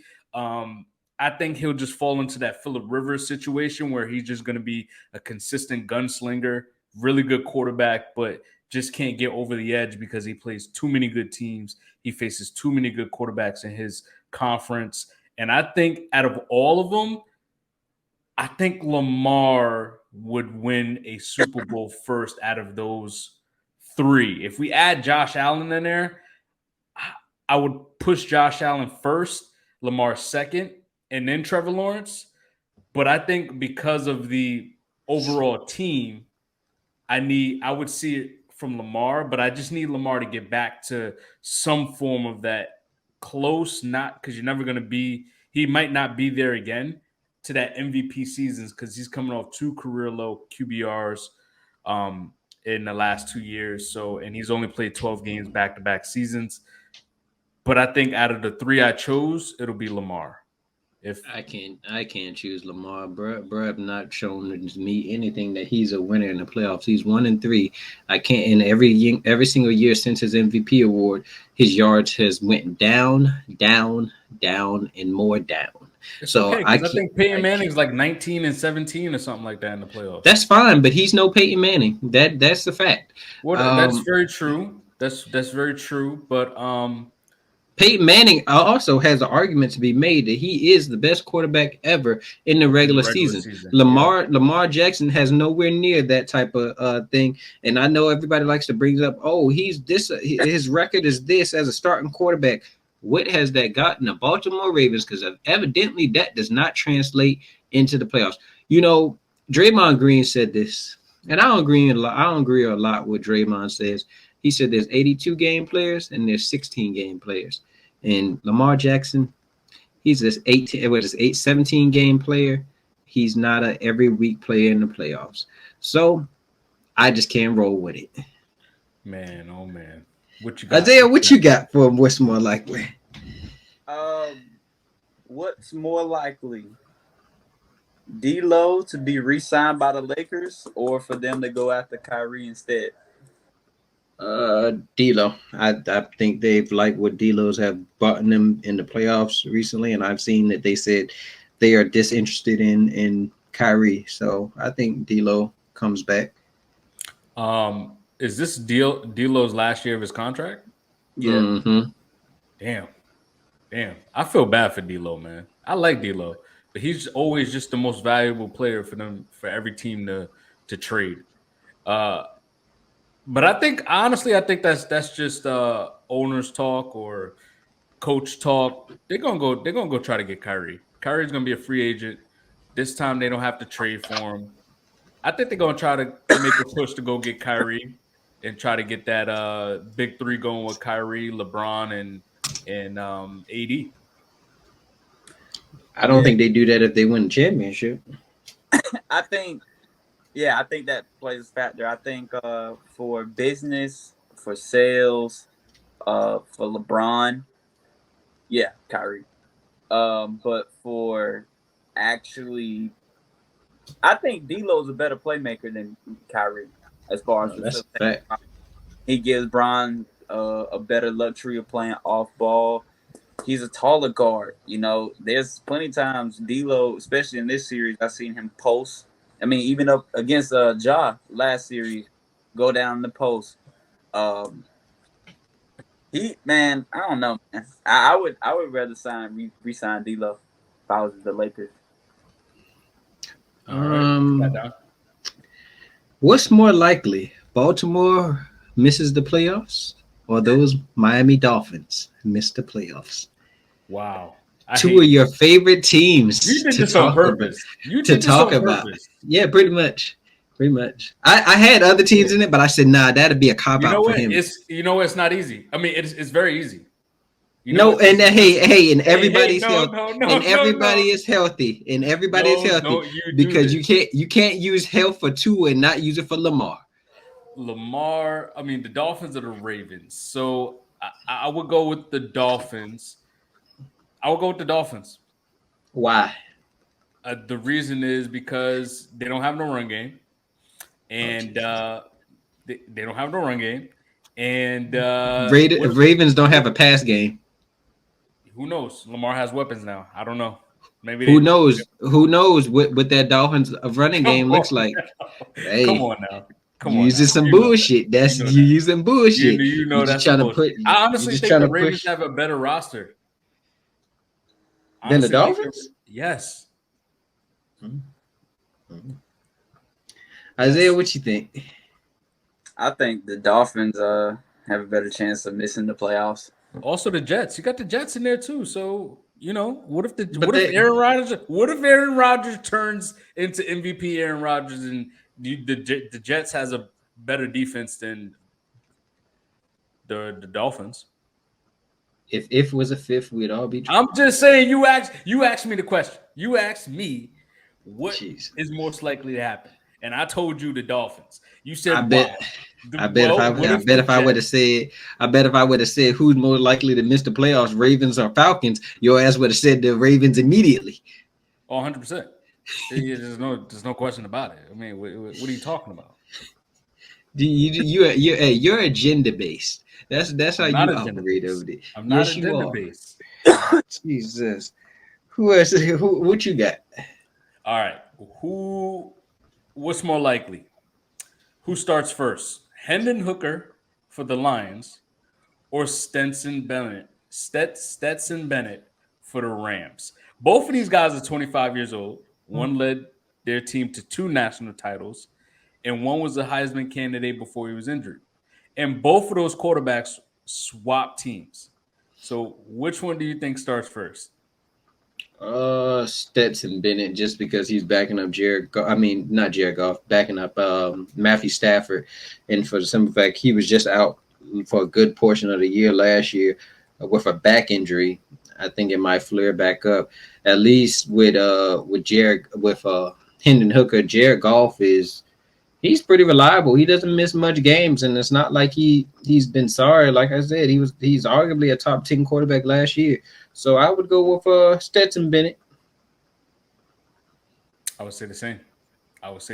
And just for that simple fact that you said as well, the back contusion, if that flares up again or if that becomes because I don't think we heard any updates on Stafford really coming back. I mean, everyone keeps saying he's coming back, but I don't think it's been official, right?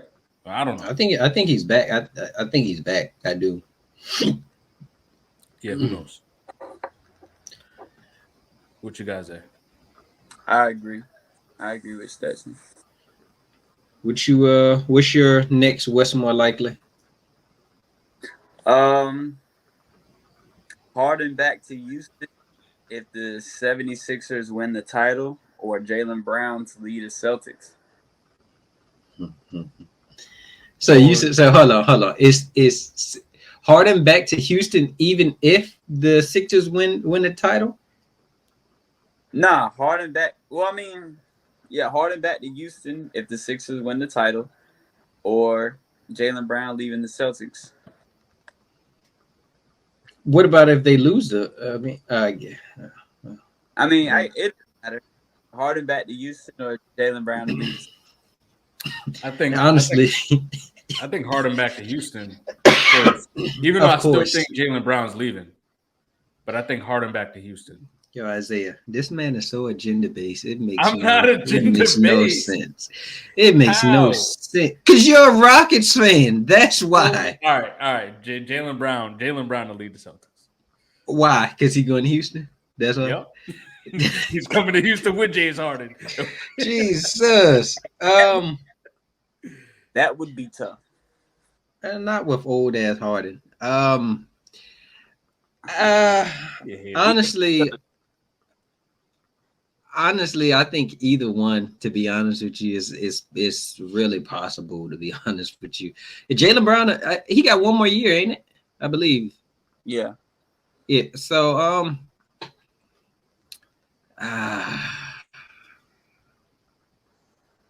I think both of them are gone, to be honest with you. I really can't. It's both.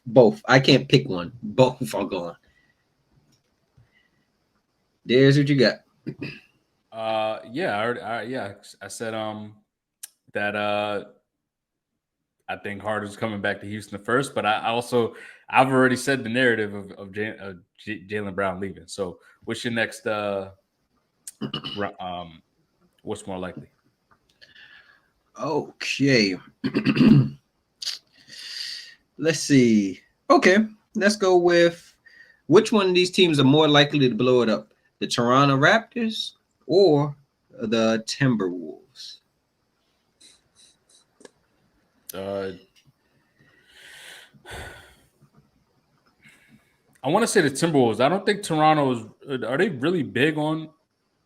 They're big on trades. They're pretty big on trades. And they fired Nick Nurse. So yeah. So you know what? I would say the Toronto Raptors. I think they want to go out and get another star or try to package some players and get another star. So I would go with Toronto. I'm gonna go with Minnesota. Because I think the Raptors are pretty stingy with making trades. And Minnesota, you look at them in the playoffs. Kyle Anderson, Rudy Gobert got into it. They clearly have some internal issues going on in their locker room, and they're gonna have to make some type of trade. Simple as that in order to continue to compete. I would probably roll with the Timberwolves also, just for the simple fact of they gave up all those assets for Rudy Gobert, and just for him to miss good portion of the season, and for it to not look very well when they was on the court together. And how much longer are you going to be banking on, like, trying to build around Cat? I think this is Anthony Edwards' team now, so I would probably reboot, see what I can get around Ant, and just build it that way. Try to trade Gobert also. Trade both of them and see what you can get for both of them. And I imagine you can probably get a good bit of assets for Cat and Gobert. You can probably get like 1 or 2 firsts, maybe, and maybe a good role player. All right. My next one is going to be Lamar said he wants to throw for 6,000 yards. Jesus. See, personally, I don't think it will happen. So why did you bring it here? But these are some players that I think could do it. And out of these three, which one do you think is going to do it first? We got Mahomes, we got Herbert, and we got Joe Burrow. Out of the three, which one you think would first throw for 6,000 yards in a season? I don't think y'all want me to go first. So no, go ahead, Don. Well, you know, I'm an objective guy. I just analyze, I look at it, and what I've came to is Joe Burrow is the correct answer. He got Jamar Chase. He got T. Higgins. He got Tyler Boyd. I done told y'all this. Man is really like that, bro. When you look up him, it's not Austin Reeves like how he's been calling himself. It's really Joe Burrow. I'm trying to tell you, Burrow will be the first one to throw for 6,000 yards in March. It might be next year. He might just put on another performance like how he did those Atlanta Falcons this year. But I'm rolling with Joey Lee Burrow. Right. And for me, I got Justin Herbert. I think he's the one to first throw for 6,000 yards. I think he's going to be that guy that just is a gunslinger. He's just going to throw the football 40, 50 times a game. And, I mean, he's just dump it off, throw deep, come back. And with all those weapons, I mean, I don't see how he doesn't have the setup to do so. Keenan Allen, Mike Williams, Quentin Johnson. They also got the other guy from TCU, Darius Davis, Gerald Everett. I mean, he's a solid tight end. And Donald Palmer, who they picked up from the XFL last year, who subbed in a couple times for Gerald Everett and been solid for them. So, and then you still got Austin Eckler coming out the backfield. So I think out of all of them, he has the setup to do so. It's just 6,000 yards is, I mean, someone will do it one day.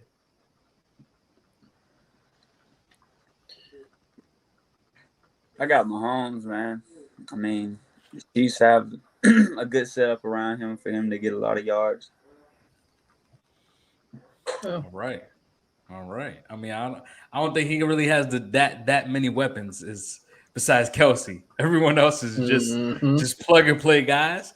But you know, Mahomes is a gunslinger as well. What you guys say? What you got next?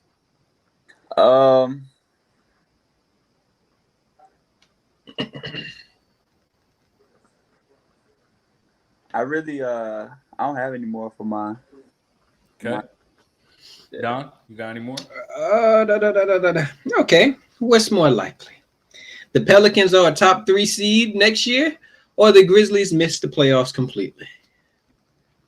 That's fucking weird. And more likely. Is it really weird? I'm gonna say what's more likely to happen is the Pelicans. With Zion. With Zion to be a top 3 seed. You'd have to stay healthy for that. Yes, I know, and I don't know if that's possible. It's not. I can't see Memphis not making the playoffs. So yeah.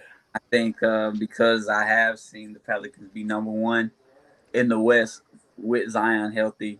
If he can stay healthy, if Alvarado can stay healthy, I think they have a good chance of being top 3 in the West. That was my last one. Darius, you got any more? Yeah, actually, I got 2 quick ones because I know the last one is going to be so much hate from you. So my last 2 quick ones is what's more likely? All 3 of these teams traded for quarterbacks who they thought were top tier. All 3 had playoff hopes with these quarterbacks, and all 3 of these teams spent at least 1 first-round draft pick for each one of these quarterbacks. So which one of these teams is most likely to make the playoffs? The Browns, the Broncos, or the Jets? And all 3 have very tough divisions. Jets. Yeah, I gotta go with Jets as well. I mean, I don't see the Browns making the playoffs. I definitely don't see the Broncos making the playoffs. The Browns been around for 40 years and they've only had 4 winning seasons. Damn, man. Jimmy be attaching himself to some nonsense. What the fuck? They only have 4 winning seasons out of 40 years. That is crazy. Oh my goodness. And then the Broncos, I'm on record. Russell Wilson is washed. So, I mean, I guess I got to roll with the Jets. Crazy. Which one of those, Isaiah? I got the Jets, man. Jets. Jets. Jets. And for my last one, very quickly, Ritter and Jordan Love, man. Who's going to have a better season? I'm going with Ritter. Jordan Love, by far. We have better weapons. By far. Jordan Love. Jordan Love is gonna torch that division. Torch. Desmond Ritter and Desmond Ritter gonna be looking lost out there. Isaiah, I know you probably don't know old bum ass Desmond Ritter, so you can just roll with Jordan Love right with me. Don't say that. Don't you do it. Don't fall into his nonsense. I was about to say it, but we can't. We don't want to be banned off TikTok. So he's going with Ritter. He told me. No, who are you going with? Who are you going with? Man, listen. I have heard of Jordan Love before. There you go. Go with who you know. All right. So we're gonna end it off round robin very quickly. And so my first one from round robin per Chat Sports. Shout out Chat Sports. They said a player swap. They be saying some bullshit too. They do be saying some bull jive. Derrick Henry and Joe Mixon player swap. Would this make the Bengals? I don't know where they got this from. Would this make the Bengals an unstoppable offense in the league? No, we don't want that nigga. He can stay. He can stay right there in Tennessee where they ain't got nothing going on. We don't need him. He isn't even a good run block. I mean, he's even a good blocker. Like we don't need him. We don't want him. Not a good blocker. Okay, well, but he's already on the Bengals. We don't need to compound that problem with another problem. You know what I'm saying? He also needs 25 touches a game. Exactly. We have no need for that in a passing system. So we'll stick with Jodine Mixon. You see, I know all my Bengals player names. It's crazy. All right. What you got next? Isaiah, what you got? Lonnie Walker. Just his story, how he got to where he is now, it's pretty crazy. His hair was his signature of his confidence, of his story, of his childhood growing up,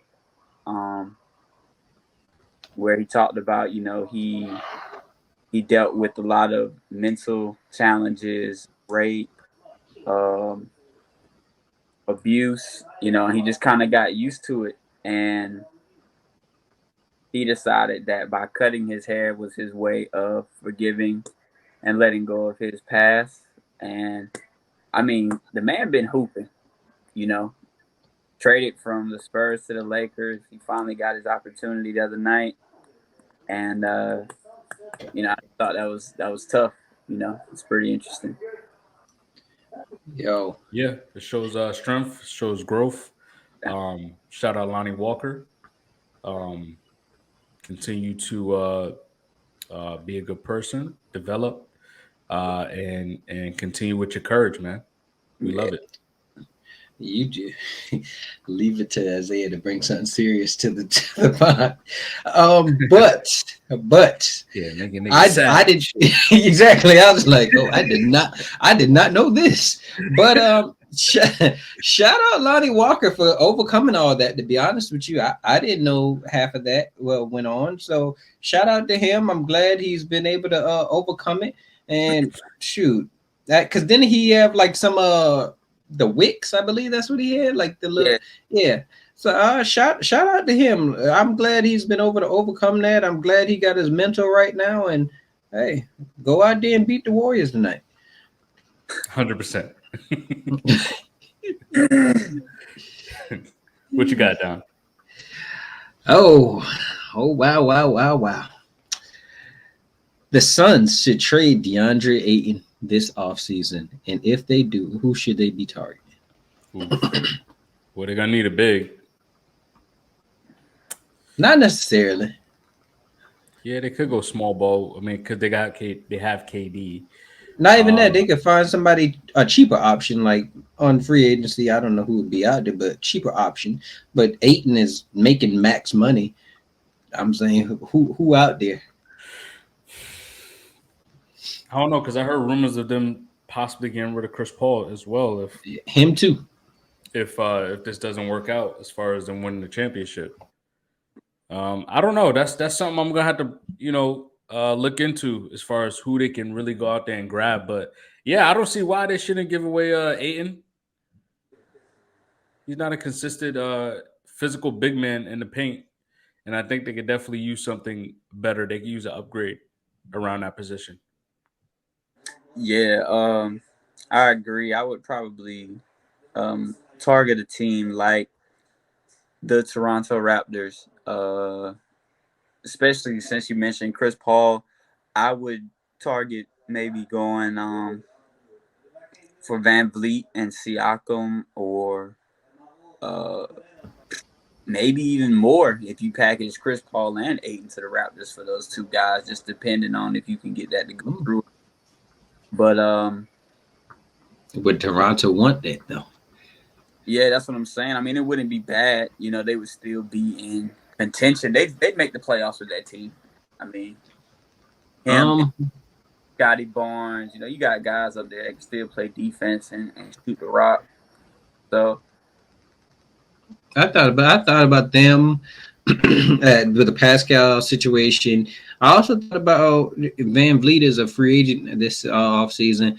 I also thought about the Hornets, but I was like maybe Terry Rozier, and I don't know who else they have over there. Because I believe Kelly Oubre is a free agent. Also, you don't want Gordon Hayward. That's not it.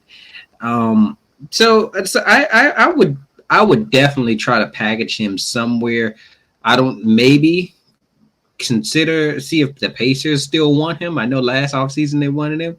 See about Buddy Hield and maybe TJ McConnell or somebody like that. But I believe they just need to build up around KD and D Book and build a bench. Yeah, I agree. So is the Rockets slowly building a competitive roster? Yeah, we're gonna show some Houston love today. They got Jalen Green, we got Jabari Smith. I like Sengun a lot. We got the lottery's coming up. Hey man, if we get Scoot Henderson, don't talk to me, man. Don't talk to me. I'm telling you right now, Don. We get Scoot. We got Bijan in Atlanta. You not talking to me no more, bro. Bro, Anyway, your teams are trying to build up to where my teams are. Hey, Remember that. Hey, brother.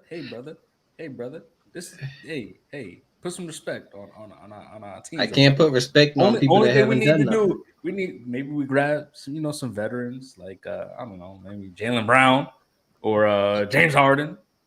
Shoot. We'll take Dylan Brooks. Dylan, come on down to Houston, man. He was the 16th best defensive rated player in the league. Didn't he just make the all defensive team? First team. What he did in the playoffs though? I don't care. You're right. You should not care because y'all will not be in the playoffs. So that shouldn't even matter to you what he did. We'll be in the play. We'll be in the play next year. So we'll take Dylan Brooks. We'll take Brook Lopez. We need some defenders. We need some defensive minded players. We need some discipline, a little bit of offensive efficiency because we're one of the worst. Yes, we also need veteran leadership as well. That is very true. We'll take Cam Johnson from Brooklyn, 3-and-D veteran. You know what I'm saying? So is Houston slowly building a competitive roster? Hell no. That's my answer. You a hater. Nah, they do it. They try. I seen that since they don't have their first round picks, they trying to build a competent team, trying to go get some vets to compete to get back to the playoffs. So possibly, I mean, well, we got a lottery pick. I thought they said that Brooklyn got that. No, we're projected to have the number 2 pick of the draft. I think Detroit, they were saying, is projected to have the number 1. What about after this season? I don't know about after this season. The only thing I know is that this season we getting Wembayana. Oh, now you know how to pronounce his name. Yes, I do. Or we getting Scoot Henderson. Isaiah, what you think? I ain't even gonna cap. What was that? Is Houston building a competitive roster? I mean, They have pieces there that can be valuable role players if they get superstars. I wouldn't say so right now, only because we haven't seen what they're gonna do in free agency. We If got the they most money to spend too. Oh, if they man, I think that it would be pointless to use those draft picks like Wembayama. You would use that to get another superstar, and now you're talking about you really making some moves because you can always slide a KPJ, a Jalen Green to the bench, and they could thrive in that. You know what I'm saying? Look at a dude like Malik Monk. KPJ definitely needs to go to that bench. You know, they haven't bag yet either, so they don't have as big as egos. You know, and I think KPJ got paid. I think he's still on his rookie deal. Nah, I think it's like 3 years, 36 mil or something like that. I definitely think he's on his rookie deal. Maybe He's only maybe like this 23, 24 years yeah, old. maybe this year past was his last year, but I know for a fact that he signed an extension with the Rockets. I didn't see that, but yeah, Who's the real Rockets fan here? you secretly. What we got next? Has Randall played his last game as a New York Knick after they lose tonight? Nah. You think they're bringing him back? I think they're bringing him back. Isaiah, what you think? Bring him back. I mean, I don't know, man. That's the Knicks. They're not the smartest organization. They might let him walk because of what he said in the post game. You know what I'm saying? If I was them, I would take him back. I think sounded like Jordan Poole when he told I wasn't out there enough. You wasn't playing good enough. So you think he's leaving?